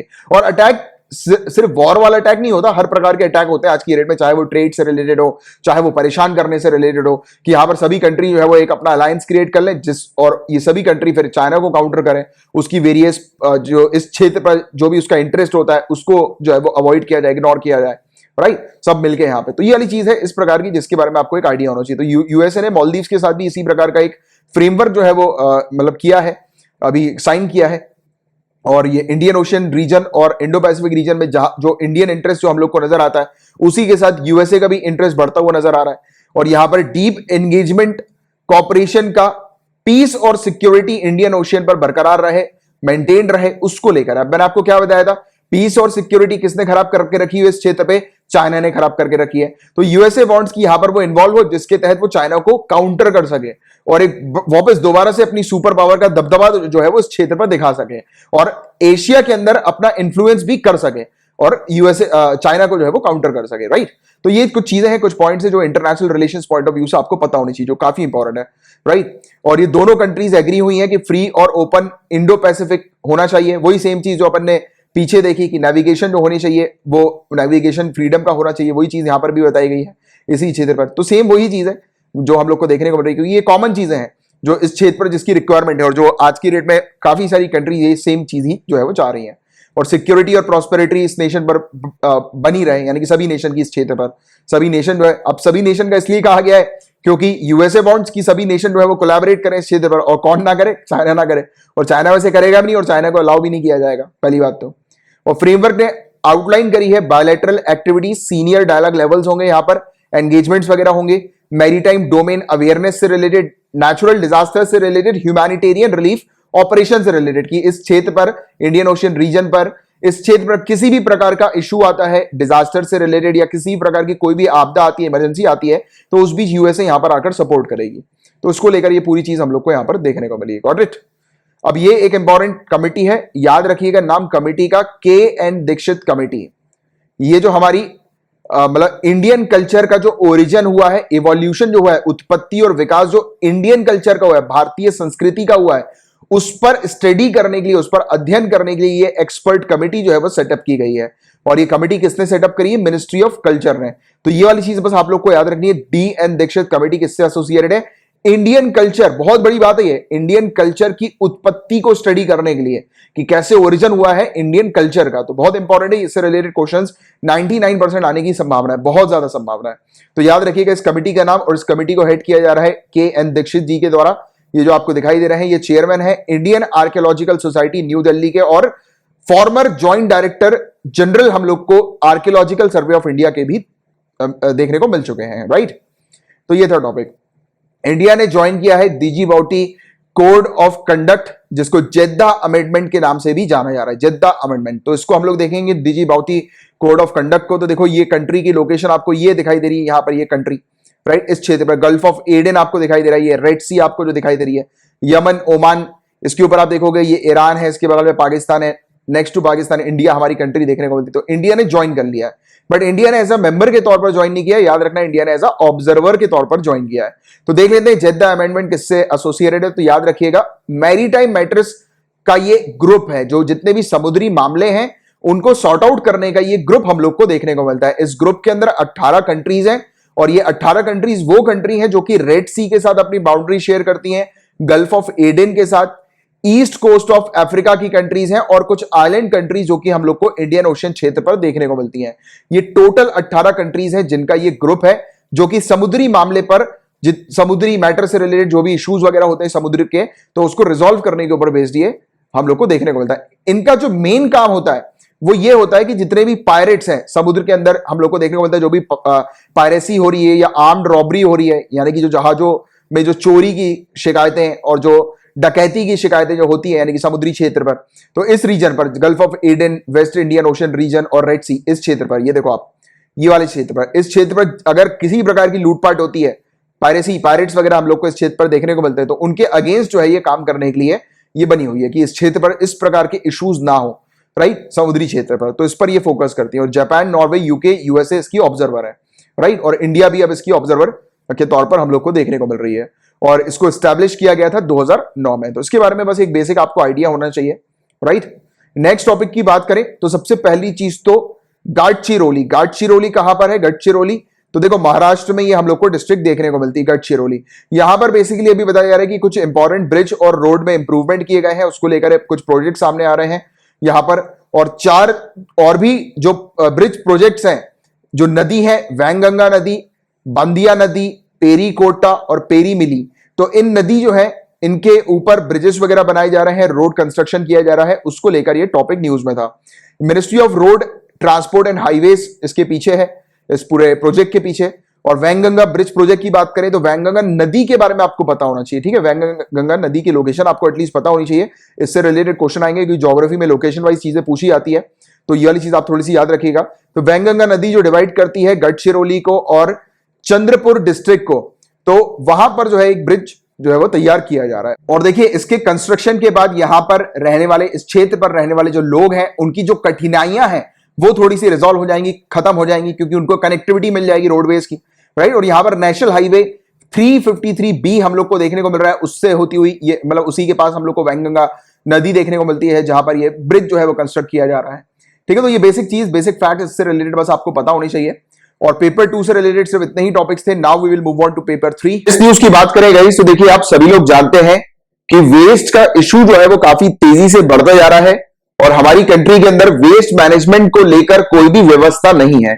तो ये टॉपिक जो है वो मेंस पॉइंट ऑफ व्यू से काफी ज्यादा इंपॉर्टेंट है। इसमें काफी सारे आपको ऐसे पॉइंट्स मिलेंगे जो कि मेंस में आप उपयोग कर सकते हैं। काफी ज्यादा चांसेस होते हैं इस प्रकार के टॉपिक्स आने के, तो इसलिए मैं हमेशा कहता हूं स्टूडेंट्स को कि यहां पर आप क्या किया करो, अपने ब्लैंक पेज के ऊपर नोट्स बना के रखा करो, राइट। यानी कि अगर कोई आपको एक इंपॉर्टेंट अच्छा सेंटेंस लगता है या फिर मैं बताता हूं कि ये वाली चीज आप नोट डाउन कर लो, तो आप नोट डाउन करके रखा करो। ऊपर टाइटल पे आप लिख सकते हो वेस्ट मैनेजमेंट या वेस्ट, क्योंकि वेस्ट का एक ऐसा इशू है जो कि सिविल सर्विसेज में डेफिनेटली पेपर 3 के अंदर आएगा ही आएगा, या तो डायरेक्ट क्वेश्चन आएगा या इनडायरेक्ट क्वेश्चन आएगा। वेस्ट हो गया, पोल्यूशन हो गया, क्योंकि आप जानते हैं ना कि ये काफी ज्यादा हम लोग को देखने को मिल रहा है आज की डेट में, और ये ना ही सिर्फ इंडिया का इशू है, ऑल ओवर द वर्ल्ड ये इशू हम लोग को वेस्ट का देखने को मिलता है, राइट। क्योंकि वेस्ट जनरेट हो रहा है, हर दिन जनरेट हो रहा है, बट इसके मैनेजमेंट के लिए, इसकी रिसाइकलिंग के लिए कोई चीज जो है वो अवेलेबल नहीं है, प्रॉपर मैनेजमेंट अवेलेबल नहीं है। तो इस पर हम लोग जो है वो थोड़ा सा डिस्कस करेंगे डिटेल में। सबसे पहली चीज तो ये नोट डाउन करो, लेगेसी वेस्ट, ये एक टर्म है लेगेसी वेस्ट, ठीक है। और लेगेसी वेस्ट किसको कहा जाता है? लेगेसी यानी कि विरासत, काफी सालों से, काफी सदियों से जो वेस्ट कलेक्ट होता जा रहा है, that is called legacy waste. जो काफी समय से हम लोग जिस वेस्ट को निग्लेक्ट कर रहे हैं, फोर विजन हमारे पास नहीं है, फोर साइट नहीं है कि आगे हम लोग क्या करने वाले, वेस्ट को कैसे मैनेजमेंट करना है, इसकी कमी है।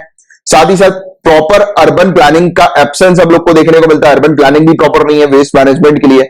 और इस प्रकार के फिर पहाड़ हम लोग को जो देखने को मिलते हैं ये बनते जा रहे हैं। शहर के बाहर आप देखेंगे, जब बाहर जाते हैं बाय रोड शहर के या बाय ट्रेन से भी अगर आप जाएंगे तो आपको दिखाई देंगे इस प्रकार के बड़े बड़े कचरे के पहाड़।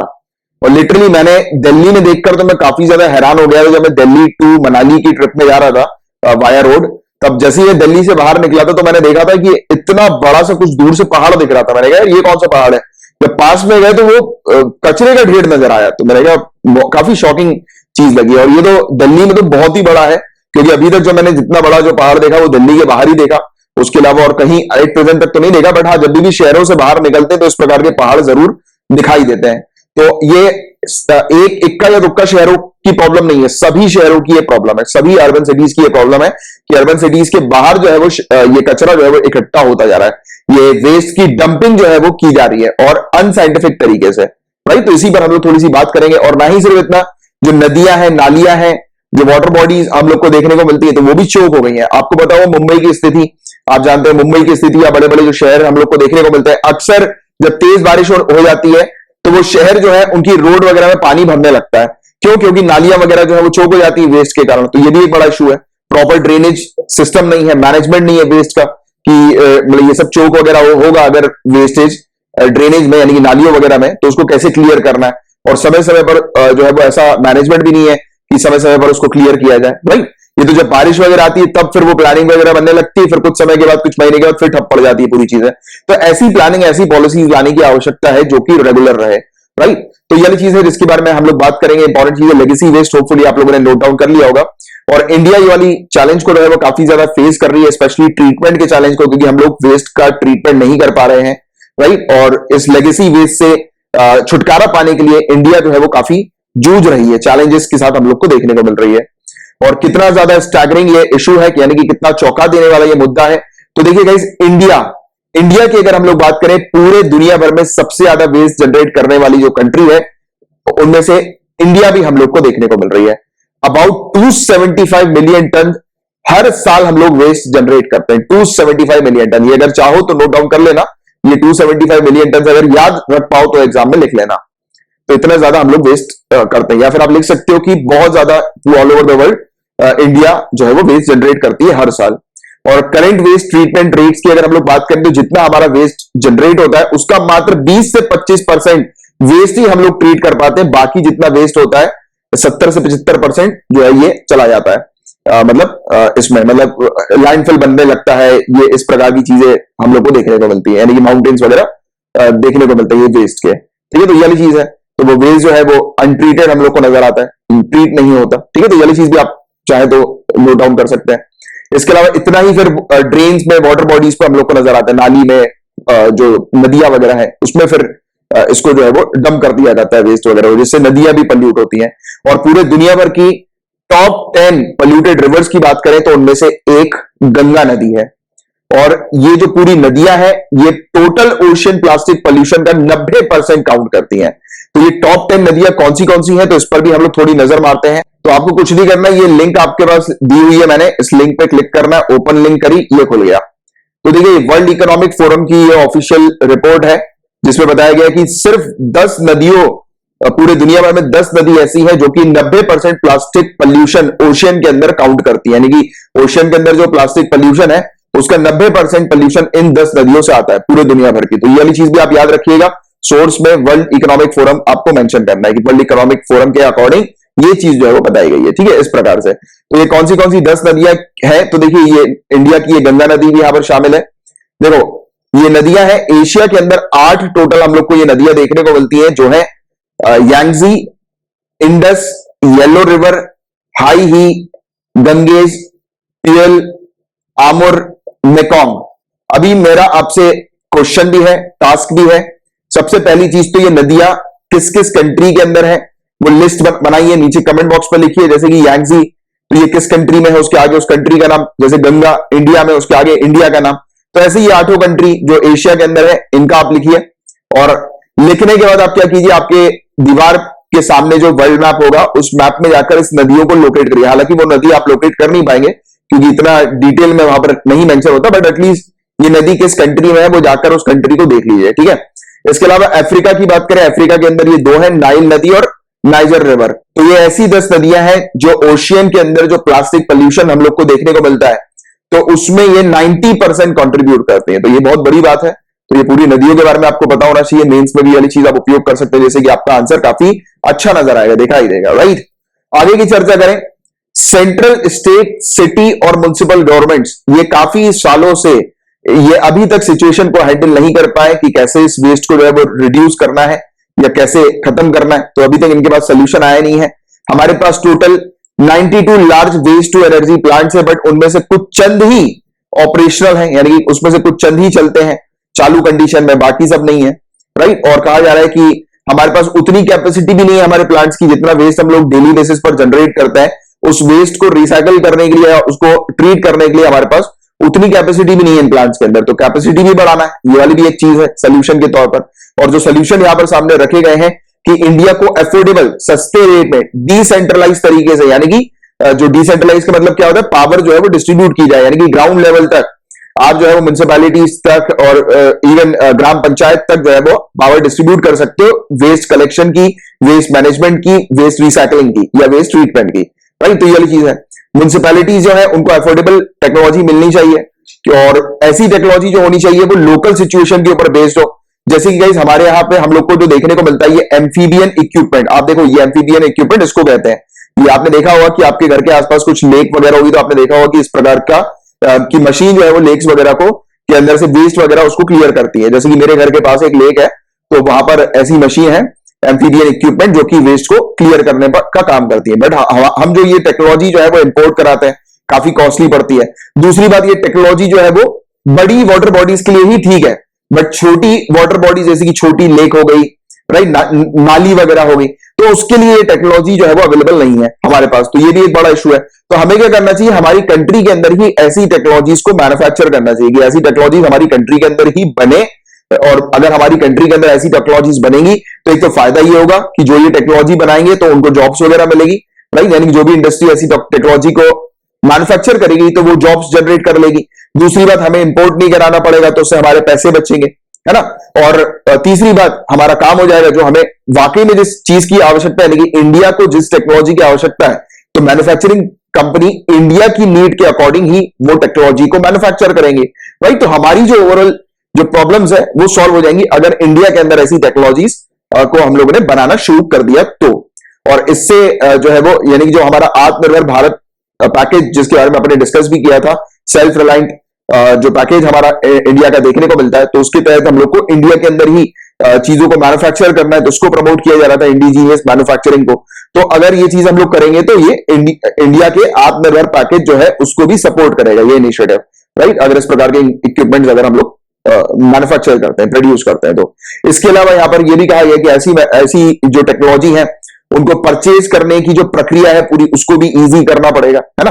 और इसके अलावा जैसे कि और भी ज्यादा कंपनीज इस पर इन्वॉल्व हो, परचेज करें, लाइसेंस वगैरह अपना बनाए, तो ऐसी जो चीजें हैं, मतलब इनकी इस पर्टिकुलर इक्विपमेंट्स की मैन्युफैक्चरिंग के लिए, इस टेक्नोलॉजी की जनरेशन वगैरह के लिए, प्रोडक्शन के लिए जो इंडस्ट्रीज, जो कंपनीज जो सामने आएंगी तो उनके लिए काफी इजी प्रोसेस होनी चाहिए, जिससे कि ज्यादा से ज्यादा लोग इसमें जो है वो पार्टिसिपेट कर सके, यानी कि इसमें अपना इन्वेस्टमेंट वगैरह कर सके, इसमें काम कर सके, समझ रहे हो। तो ये चीज है। इसके अलावा जो राज्य सरकार जो है उनको भी बताया जा रहा है कि उनके पास भी जो टेक्नोलॉजीज की जो कमी होती है, जो खरीदने की जो प्रॉब्लम्स होती है, यानी कि उनको अगर फॉरेन से कुछ टेक्नोलॉजी परचेज करनी है तो वो जो ये पूरी प्रक्रिया है तो उसको भी जो है वो काफी इजी किया जाए, तो इस पर जो है वो फोकस किया गया है। इसके अलावा पॉलिसीज चेंज करने की आवश्यकता है कि सिटीज वगैरह का मैनेजमेंट ऐसा करना है कि वेस्ट के रिमूवल को तेजी लाने के लिए, यानी कि वेस्ट के रिमूवल में तेजी लाने के लिए कुछ अच्छी प्रक्रिया, अच्छी पॉलिसी जो है वो लाई जाए सरकार की तरफ से, तो ये वाली चीज है। और एक तरीका इंटरनेशनली उपयोग में लिया जाता है, ये तरीका जो है वो unlock the land value under landfill का है। अब ये है क्या, तो इजी तरीके से मैं आपको समझाता हूं। आज की डेट में ऑल ओवर द वर्ल्ड ये जो चीज चल रही है, ज्यादातर ये क्या कर रहे हैं कि इनके पास जो, जैसे कि ये कचरा हमने देखा कि ये पहाड़ के ऊपर कचरा है, इन्होंने क्या किया, इस कचरे को जमीन के अंदर जो है वो डंप कर दिया। जमीन के अंदर आप देख सकते हैं, जमीन के अंदर पूरा कचरा आपको दिखाई दे रहा है। देखो ये घर बना हुआ है, इसके नीचे आप देखो ये पूरा कचरा यहां पर है, और यहां पर आप देख सकते हैं बकायदा पाइप वगैरह डली हुई है। ये पाइप जो है वो क्या खींचेगी, तो यहां से मीथेन वगैरह और भी जो भी कुछ गैसेस वगैरह है वो यहां से जो निकलेंगी, तो इन गैसेस का काफी ज्यादा उपयोग किया जा सकता है पावर जनरेशन के लिए, राइट, इलेक्ट्रिसिटी जनरेशन के लिए या फ्यूल पर्पस के लिए भी ऐसी गैसेस का उपयोग जो है वो किया जा सकता है, जो कि वेस्ट वगैरह से निकलेगी। तो इस प्रकार का साइंटिफिक तरीके से लैंडफिल जो है वो कंडक्ट की जा रही है all over the world, even India में भी कुछ प्लेसेस पे ये की जा रही है, राइट। बट इसका एक बड़ी प्रॉब्लम यह है कि इसमें चाहिए बड़ी जमीन, राइट, यानी कि लार्ज, क्योंकि एरिया होना जरूरी है, बड़ी जमीन होना जरूरी है, तभी ये चीज पॉसिबल हो पाएगी। तो कहा गया कि जो एजेंसीज वगैरह है, कंपनीज वगैरह, इंडस्ट्री है जो कि वेस्ट क्लीनिंग का काम करती है, तो उनको अलाउ किया जाए कि वो खुद एक जमीन खरीदे और उस पर उनको फंडिंग वगैरह भी कुछ प्रोवाइड की जाए, जिससे कि वो जमीन के नीचे वो वेस्ट को डंप कर सके। और जो अभी ये जो प्रॉब्लम चल रही है, इतने बड़े बड़े पहाड़ों की जो वेस्टेज की ये पहाड़ हम लोग को देखने को मिलता है, इससे वेरियस डिजीज वगैरह भी जो है वो होती है। आपको पता होगा कि इसके काफी ज्यादा नुकसान हम लोग को देखने को मिलते हैं एनवायरमेंट के लिए स्पेशली, राइट। और लोग बाग जो है वो ऐसे वेस्ट को जला भी देते हैं, तो उससे ऑब्वियसली बात है कि जो क्लाइमेट चेंज का जो इशू है वो भी एक इसी के थ्रू जो है वो भरता हुआ नजर आता है, बढ़ता हुआ नजर आता है एक्चुअली में, राइट। तो ये कुछ चीजें हैं जिसके बारे में आपको जानकारी होनी चाहिए। तो इस प्रकार की साइंटिफिक मेथड जो है उसका उपयोग ऑल ओवर द वर्ल्ड किया जा रहा है, तो ऐसे मेथड्स को हम लोग भी अडॉप्ट करें। और साथ ही साथ बताया जा रहा है कि जो भी वेस्ट मैनेजमेंट के काम करते हैं, जो भी वेस्ट मैनेजमेंट चेन में इन्वॉल्व रहते हैं, जो भी लोग एम्प्लॉइज वगैरह, वर्कर्स वगैरह, तो उनको प्रॉपर ट्रेन किया जाए, उनको प्रॉपर ट्रेनिंग दी जाए इस चीज की, कि जो भी मतलब कि स्टार्टिंग फ्रॉम कलेक्शन, जो भी लोग कलेक्ट कर रहे हैं वेस्ट को और वेस्ट को ट्रीट कर रहे हैं, तो वो जो पूरी चेन है starting from collection till treatment, तो ये पूरी चेन जो है उसमें जो भी लोग इन्वॉल्व है उनको प्रॉपर ट्रेनिंग दी जाए और साइंटिफिक ट्रेनिंग उनको प्रोवाइड की जाए, राइट। इसके अलावा हम लोग को जीरो वेस्ट सोसाइटी जो है वो तैयार करनी है। इस प्रकार का मैनेजमेंट हम लोग को डिजाइन करना है सिटीज के लिए, टाउन्स के लिए, विलेजेस के लिए, और वेल प्लान तरीके से, यानी कि जब भी सिटीज की प्लानिंग हो तो उसका जो बेसिक आधार, जो मूल या फिर आधार जो होना चाहिए, यानी कि बेड रॉक जिसको हम लोग कहते हैं, बेसिक जो होनी चाहिए उस ब्लूप्रिंट की, वो वेस्ट मैनेजमेंट की होनी चाहिए। तो ये वाली चीज के साथ जो है ये आर्टिकल कंक्लूड किया गया है। और ये आखिरी वाला जो पॉइंट है आप मेंस में अच्छे से उपयोग कर सकते हैं कि जो भी सिटीज तैयार हो रही है तो सबसे पहले उसके जो भी प्लान बन रहा है उस सिटीज का, जैसे कि अभी हमने देखा था कि दिल्ली का एक प्लान हम लोग को देखने को मिल रहा है कि 2041 में दिल्ली कुछ किस प्रकार की दिखाई देगी, याद है ना, कुछ दिनों पहले अपन ने डिस्कस किया था। तो ये वाली चीज वैसी ही है कि जब भी सिटीज की प्लानिंग की जाए तो उसमें मोस्ट इंपॉर्टेंट जो चीज आज की डेट में ध्यान में रखी जाए वो है वेस्ट मैनेजमेंट, ठीक है। तो ये वाली चीज है जिसके बारे में आप लोग को एक जानकारी भी होनी चाहिए थी, और काफी शानदार आर्टिकल था। और शॉर्ट ऐसे आर्टिकल जो है वो एग्जामिनेशन में आते हैं, यानी कि डायरेक्टली या इनडायरेक्टली काफी कुछ चीजें जो है वो इनसे रिलेटेड पूछी जाती हैं और क्वेश्चन की डिमांड होती है। तो होपफुली आपको काफी सारे पॉइंट्स मिल गए होंगे अच्छे, और आपने नोट डाउन भी कर लिए होंगे। अब इस न्यूज की तरफ आगे बढ़े तो नई FDI foreign direct investment policy defence sector की अप्रूव हो गई है। इसमें क्या चीज नए चेंजेस आ रहे हैं तो याद रखना है, बहुत इंपॉर्टेंट टॉपिक है। यूनियन कैबिनेट ने अप्रूवल दे दिया है, new foreign direct investment policy defence sector की अलाउ किया है कि एफडीआई जो है ये ऑटोमेटिक रूट के थ्रू 49% से 74% हो जाएगी, यानी कि 74% फॉरेन डायरेक्ट इन्वेस्टमेंट हम लोग को डिफेंस सेक्टर पर देखने को मिल रहा है। हाउएवर बताया जा रहा है कि न्यू पॉलिसी के अंदर नेशनल सिक्योरिटी क्लॉज के आधार पर एक कंडीशन रखी गई है जिसको ministry of commerce and industry ने प्रपोज किया था। यानी कि यहां पर कुछ एक ऐसी लिस्ट, एक ऐसे प्रोडक्ट्स हम लोग को देखने को मिलेंगे जो कि बताए जाएंगे कि सिक्योरिटी के आधार पर उस क्षेत्र पर, कुछ उस एरिया पर जो है वो एफडीआई नहीं दी जाएगी। इसका मतलब यह है कि नेशनल सिक्योरिटी क्लॉज इस प्रकार से रखा गया कि कुछ ऐसी लिस्ट बनाई जाएगी कि जिस क्षेत्र पर जो है वो इन्वेस्टमेंट नहीं किया जाएगा, जिस क्षेत्र पर सिर्फ और सिर्फ पूरा का पूरा अधिकार जो होगा वो सरकार का ही होगा, यानी कि गवर्नमेंट ऑफ इंडिया का होगा। वहां पर कोई भी प्राइवेट कंपनी, ना ही फॉरेन ना इंडियन, उस पर इन्वेस्ट नहीं करेगी, ठीक है। तो ये चीज आप लोग को पता होनी चाहिए। और ज्यादा लिबरलाइज किया गया है एफडीआई पॉलिसी को, जिसके तहत फॉरेन इन्वेस्टमेंट अट्रैक्ट किए जाए और यहां पर इंडिया के अंदर ज्यादा से ज्यादा मैन्युफैक्चरिंग यूनिट्स डिफेंस प्रोडक्ट्स के मैन्युफैक्चरिंग पर्पस के लिए वो सेटअप हो, ओपन हो, राइट। और फोकस किया जा रहा है कि ज्यादा से ज्यादा मैन्युफैक्चरिंग को बूस्ट मिले। एम किया गया है कि टर्नओवर 1.75 लाख करोड़ रुपीस का अचीव करना है, जिसमें एक्सपोर्ट्स इंक्लूडेड है 35,000 करोड़ रुपए के, और टारगेट है 2025 तक का। तो ये टारगेट थोड़ा सा याद रखना है आप लोगों को। और सरकार ने एक ड्राफ्ट भी लेकर आई थी जिसके बारे में पहले अपन ने डिस्कस किया भी था, defence production and export promotion policy 2020 DPEPP 2020। इसमें सरकार ने एक नेगेटिव इंपोर्ट लिस्ट जो है वो लेकर आई थी डिफेंस इक्विपमेंट के लिए, कि यानी कि कुछ एक ऐसी लिस्ट जिसको हम लोग जो है वो इंपोर्ट नहीं कराएंगे, वो पूरी की पूरी जो है वो इंडिया के अंदर ही मैन्युफैक्चर की जाएगी, यानी कि कुछ ऐसे इक्विपमेंट्स जो हम लोग इंडिया में ही मैन्युफैक्चर करेंगे। तो ये बेसिकली इंडिया के अंदर मेक इन इंडिया प्रोग्राम है, उसको बूस्ट करने के लिए और इंडिया के अंदर डिफेंस प्रोडक्ट्स की मैन्युफैक्चरिंग को बढ़ावा देने के लिए ये चीज लाई गई थी, राइट। तो कि डिफेंस प्रोडक्शन करें, हम लोग प्रोड्यूस करें डिफेंस के वेरियस इक्विपमेंट्स को, प्रोडक्ट्स को, और एक्सपोर्ट करें ज्यादा से ज्यादा। और एक्सपोर्ट को लेकर ये अपना टारगेट है जिसको आपको पता होना चाहिए इसके बारे में, राइट। तो ये था, इतनी डिटेल सफिशिएंट है जिसके बारे में एक आइडिया होना चाहिए आप लोगों को। अब इस न्यूज की बात करें गाइस, तो पैडी स्टबल यूटिलाइजेशन के लिए कुछ ऑल्टरनेटिव सामने लाए गए हैं, रखे गए हैं। पहली बात तो ये जान लो स्टबल क्या होता है। हालांकि यहाँ पे जो अभी ऑल्टरनेटिव्स के बारे में हम लोग बात करेंगे वो कोई नए नहीं है, पहले भी हम लोग डिस्कस कर चुके हैं, बट पता नहीं कि उसको बताया जा रहा है कि कुछ अभी अभी हम लोगों ने ऑल्टरनेटिव ढूंढे, नहीं। अपन पहले भी अपन अपने डेली लेक्चर्स में इसके बारे में डिस्कस कर चुके हैं पहले कई बार, जो अभी अपन देखने वाले हैं आगे चल के ऑल्टरनेटिव्स, और काफी ईजी है।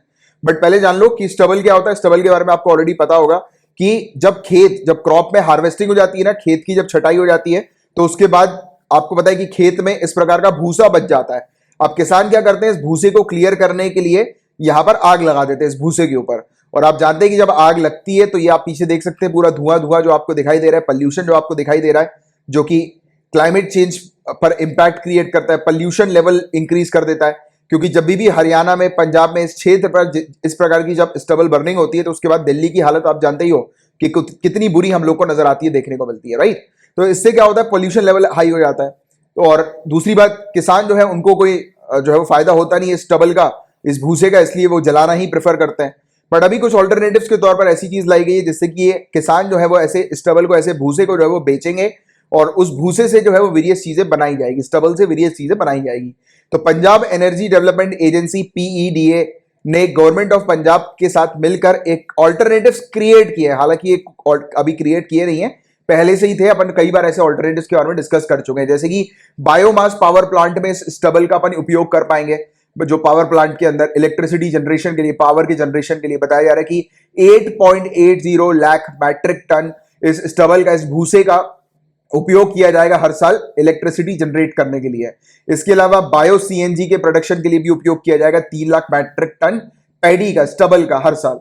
तो इससे बायो सीएनजी भी बनती है। पहले भी अपन इन तीनों चीजों के बारे में डिस्कस कर चुके हैं। बायो इथेनॉल के बारे में भी अपन ने डिस्कस किया हुआ ऑलरेडी कि 2 लाख मैट्रिक टन पैडी का उपयोग किया जाएगा हर साल बायो इथेनॉल प्रोडक्शन के लिए।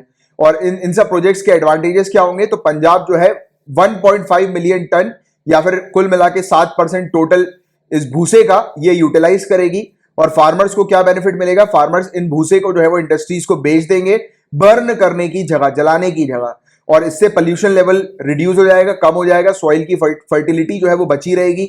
और बताया जा रहा है कि युवा जो है वो ऐसे प्रोजेक्ट जब स्टार्ट करेंगे, यानी कि स्टार्टअप जब अपना लेकर आएंगे, तो एंटरप्रेन्योरशिप जो है वो क्रिएट होगी उनके बीच में। जो एजुकेटेड अनएम्प्लॉयड यूथ है पंजाब के अंदर, जो गांव क्षेत्र में, तो उनको बड़ी अपॉर्चुनिटी मिलेगी इस पर काम करने के लिए, उनको पैसा वगैरह भी मिलेगा। बट इसमें जो लिमिटेशन जो है, सीमाएं जो इसकी है, वो ये है कि जो हमारी कंट्री के अंदर ऐसे प्लांट जो है वो काफी कम है, पहली बात तो, और काफी कम मात्रा में इस प्रकार के स्टबल का उपयोग करते हैं, राइट। तो ये वाली चीज है, तो ये एक बड़ा चैलेंज है। बट स्टबल बर्निंग को रोकने के कुछ ऑल्टरनेटिव्स है जो कि आप मेंशन करेंगे अपने मेंस में, और या फिर अगर प्रीलिम्स में भी आता है तो यू शुड नो कि बायोमास पावर प्लांट्स में इसका उपयोग किया जा सकता है, बायो सीएनजी के प्रोडक्शन के लिए उपयोग किया जा सकता है, बायो इथेनॉल प्रोजेक्ट्स में इसका उपयोग किया जा सकता है। और इसको किसान बेचकर जो है वो पैसे भी कमा सकते हैं। और इसको आप रिलेट कर सकते हैं फार्मर्स की इनकम को, जो 2022 तक डबल करना है, उसमें भी फार्मर्स का ये सपोर्ट करेगी और सरकार की पॉलिसी का भी सपोर्ट करेगी। Got it. अब नेक्स्ट टॉपिक की तरफ आगे बढ़ रहे हैं। बिहार के अंदर कुछ पेट्रोलियम प्रोजेक्ट्स का उद्घाटन किया गया है। बिहार के अंदर, ये बिहार आपको दिखाई दे रहा है, यहां पर पेट्रोलियम प्रोजेक्ट्स का उद्घाटन हुआ है। तो देखिए, हमारे ऑनरेबल प्राइम मिनिस्टर ने रिसेंटली उद्घाटन किया है 3 प्रोजेक्ट्स का पेट्रोलियम सेक्टर के अंदर बिहार में। और इसके पीछे जो मिनिस्ट्री है वो ministry of petroleum and natural gas है, और कमीशन किया है इस प्रोजेक्ट को इंडियन ऑयल और एचपीसीएल के द्वारा। तो इसमें आगे की बात करेंगे तो देखो, ये प्रोजेक्ट जो है इसमें हम लोग को दुर्गापुर बंका सेक्शन 200 किलोमीटर का जो है वो हम लोग को देखने को मिलता है, Paradip Haldia Durgapur pipeline augmentation project का। और इसमें 2 एलपीजी बॉटलिंग प्लांट्स हम लोग को देखने को मिलती है बांका और चंपारण में, राइट। इसमें बताया जा रहा है कि पारादीप और हल्दिया जो है उससे जाने वाली जो लाइन, जो पाइपलाइन जो हम लोग को देखने को मिल रही है, अब पटना मुजफ्फरपुर तक जो है वो बढ़ाई जाएगी, यानी कि एक्सटेंड कर दी जाएगी। और बताया जा रहा है कि कांडला से आने वाली जो पाइपलाइन जो गोरखपुर तक जाती है, तो उसको भी जो है वो जोड़ा जाएगा। तो ये पेट्रोलियम पाइपलाइंस की कनेक्टिविटी का ये प्रोजेक्ट हम लोग को देखने को मिल रहा है, कनेक्ट किया जा रहा है पाइपलाइंस को, पेट्रोलियम की पाइपलाइन को। इसके अलावा जो ये एलपीजी प्लांट होगा, तो ये जो कुछ डिस्ट्रिक्ट्स हैं, गोड्डा, देवगढ़, दुमका, साहिबगंज, पाकुर डिस्ट्रिक्ट, और कुछ एरिया उत्तर प्रदेश का और झारखंड का, तो यहाँ पर एलपीजी की सुविधा जो है वो प्रोवाइड कराने में ये प्लांट जो है वो मतलब कर सकेंगे, यानी कि सुविधा प्रोवाइड करा सकेंगे, क्योंकि पाइपलाइन वगैरह बिछाई जा रही है। तो इसको लेकर एक चीज आपको पता होनी चाहिए, एक जानकारी होनी चाहिए कि इस प्रकार का पेट्रोलियम प्रोजेक्ट हम लोग को बिहार में देखने को मिल रहा है। बिहार प्लस झारखंड प्लस, यानी कि झारखंड का कुछ एरिया और उत्तर प्रदेश का कुछ एरिया, तो वहां पर ये प्रोजेक्ट हम लोग को देखने को मिल रहा है, ठीक है। तो ये है जिसके बारे में आपको आइडिया होना चाहिए, अच्छी जानकारी होनी चाहिए इससे रिलेटेड। और ये अपना लास्ट टॉपिक था आज का। और आज का जो होमवर्क है, पेपर 2 से क्वेश्चन आर और 0R जो मैंने भी आपको पढ़ाया आज, उसके बारे में आपको लक्ष्मीकांत पॉलिटी में पढ़ना है। ऑलरेडी मैंने आपको बता ही दिया था कि आपको करना है। इसके अलावा पर्टिकुलरली वल्नरेबल ट्राइबल ग्रुप्स क्या होते हैं, इनके बारे में आप थोड़ा सा पढ़ लीजिएगा, हालांकि एक्सप्लेन कर ही दिया मैंने आज के लेक्चर में भी आपको, और इनसे रिलेटेड नोट्स बना लीजिएगा अपने पास, हैंड रिटन नोट्स, ठीक है। और अगर आप ऐसा कर लेते हैं तो नीचे कमेंट बॉक्स में लिख देना सर होमवर्क डन, मुझे पता लग जाएगा आपने होमवर्क कंप्लीट कर लिया है। एंड इसके अलावा अगर आप मंथली पैकेज को ज्वाइन करना चाहते हैं, इसकी पीडीएफ वहां पर आपको मिलती है और भी काफी सारे स्टडी मटेरियल्स आपको मिलते हैं, तो आप ज्वाइन कर सकते हैं। और इसमें डेली के जो भी अपने जो लेक्चर्स जो आप देखते हो तो उसकी पीडीएफ आपको मिल जाती है, वीकली कंपाइलेशन मिलता है, मंथली कंपाइलेशन मिलता है, यानी कि एक सिंगल पीडीएफ जिसमें पिछले हफ्ते की पूरी न्यूज होती है और पूरे महीने की न्यूज होती है। इसके अलावा प्रिंट फ्रेंडली मैगजीन भी मिलती है, आपको हैंडआउट्स दिए जाते हैं जिसको आप प्रिंट आउट करा सकते हैं, प्रिंट फ्रेंडली होती है ये, और मतलब इंग्लिश हिंदी अलग अलग में ये मिलती है आप लोगों को। और ये पूरी चीज प्रोवाइड कराने का मकसद ये है कि आपको हैंड रिटन नोट्स बनाने की आवश्यकता ना पड़े, क्योंकि आप जानते हैं कि डेली बेसिस पर करंट अफेयर्स के टॉपिक्स बढ़ते ही जाते हैं, लगातार कुछ ना कुछ नई नई चीजें आती हैं।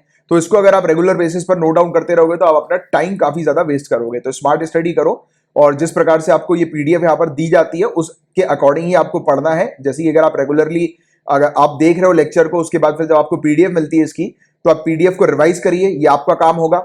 दूसरी चीज आपको करनी है, वीकली जब आपको पीडीएफ मिलती है तो फिर से आपको रिवाइज करनी है। तीसरी, मंथली आपको रिवीजन करना है। तो और ये सोच लो कि अगर आपने एक टॉपिक को 3 बार पढ़ लिया तो आपको कोई नहीं रोक सकता है मेंस में बैठने से, ये चीज याद रखना। और ये चीज गारंटी अश्योरेंस के साथ मैं कहता हूं। और इसकी जो प्राइस रखी गई है वो मिनिमम ₹100 पर मंथ की जो है ये रखी गई है इस पूरी पैकेज की।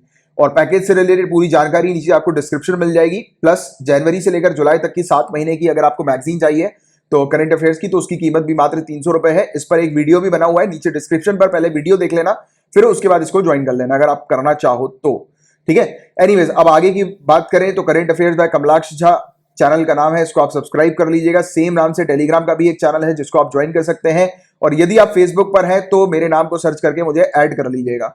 और चैनल अच्छा लगा है तो सब्सक्राइब जरूर कर लेना, लेक्चर अच्छा लगा है लाइक कर देना, और शेयर प्लीज गाइस जरूर कर दीजिएगा।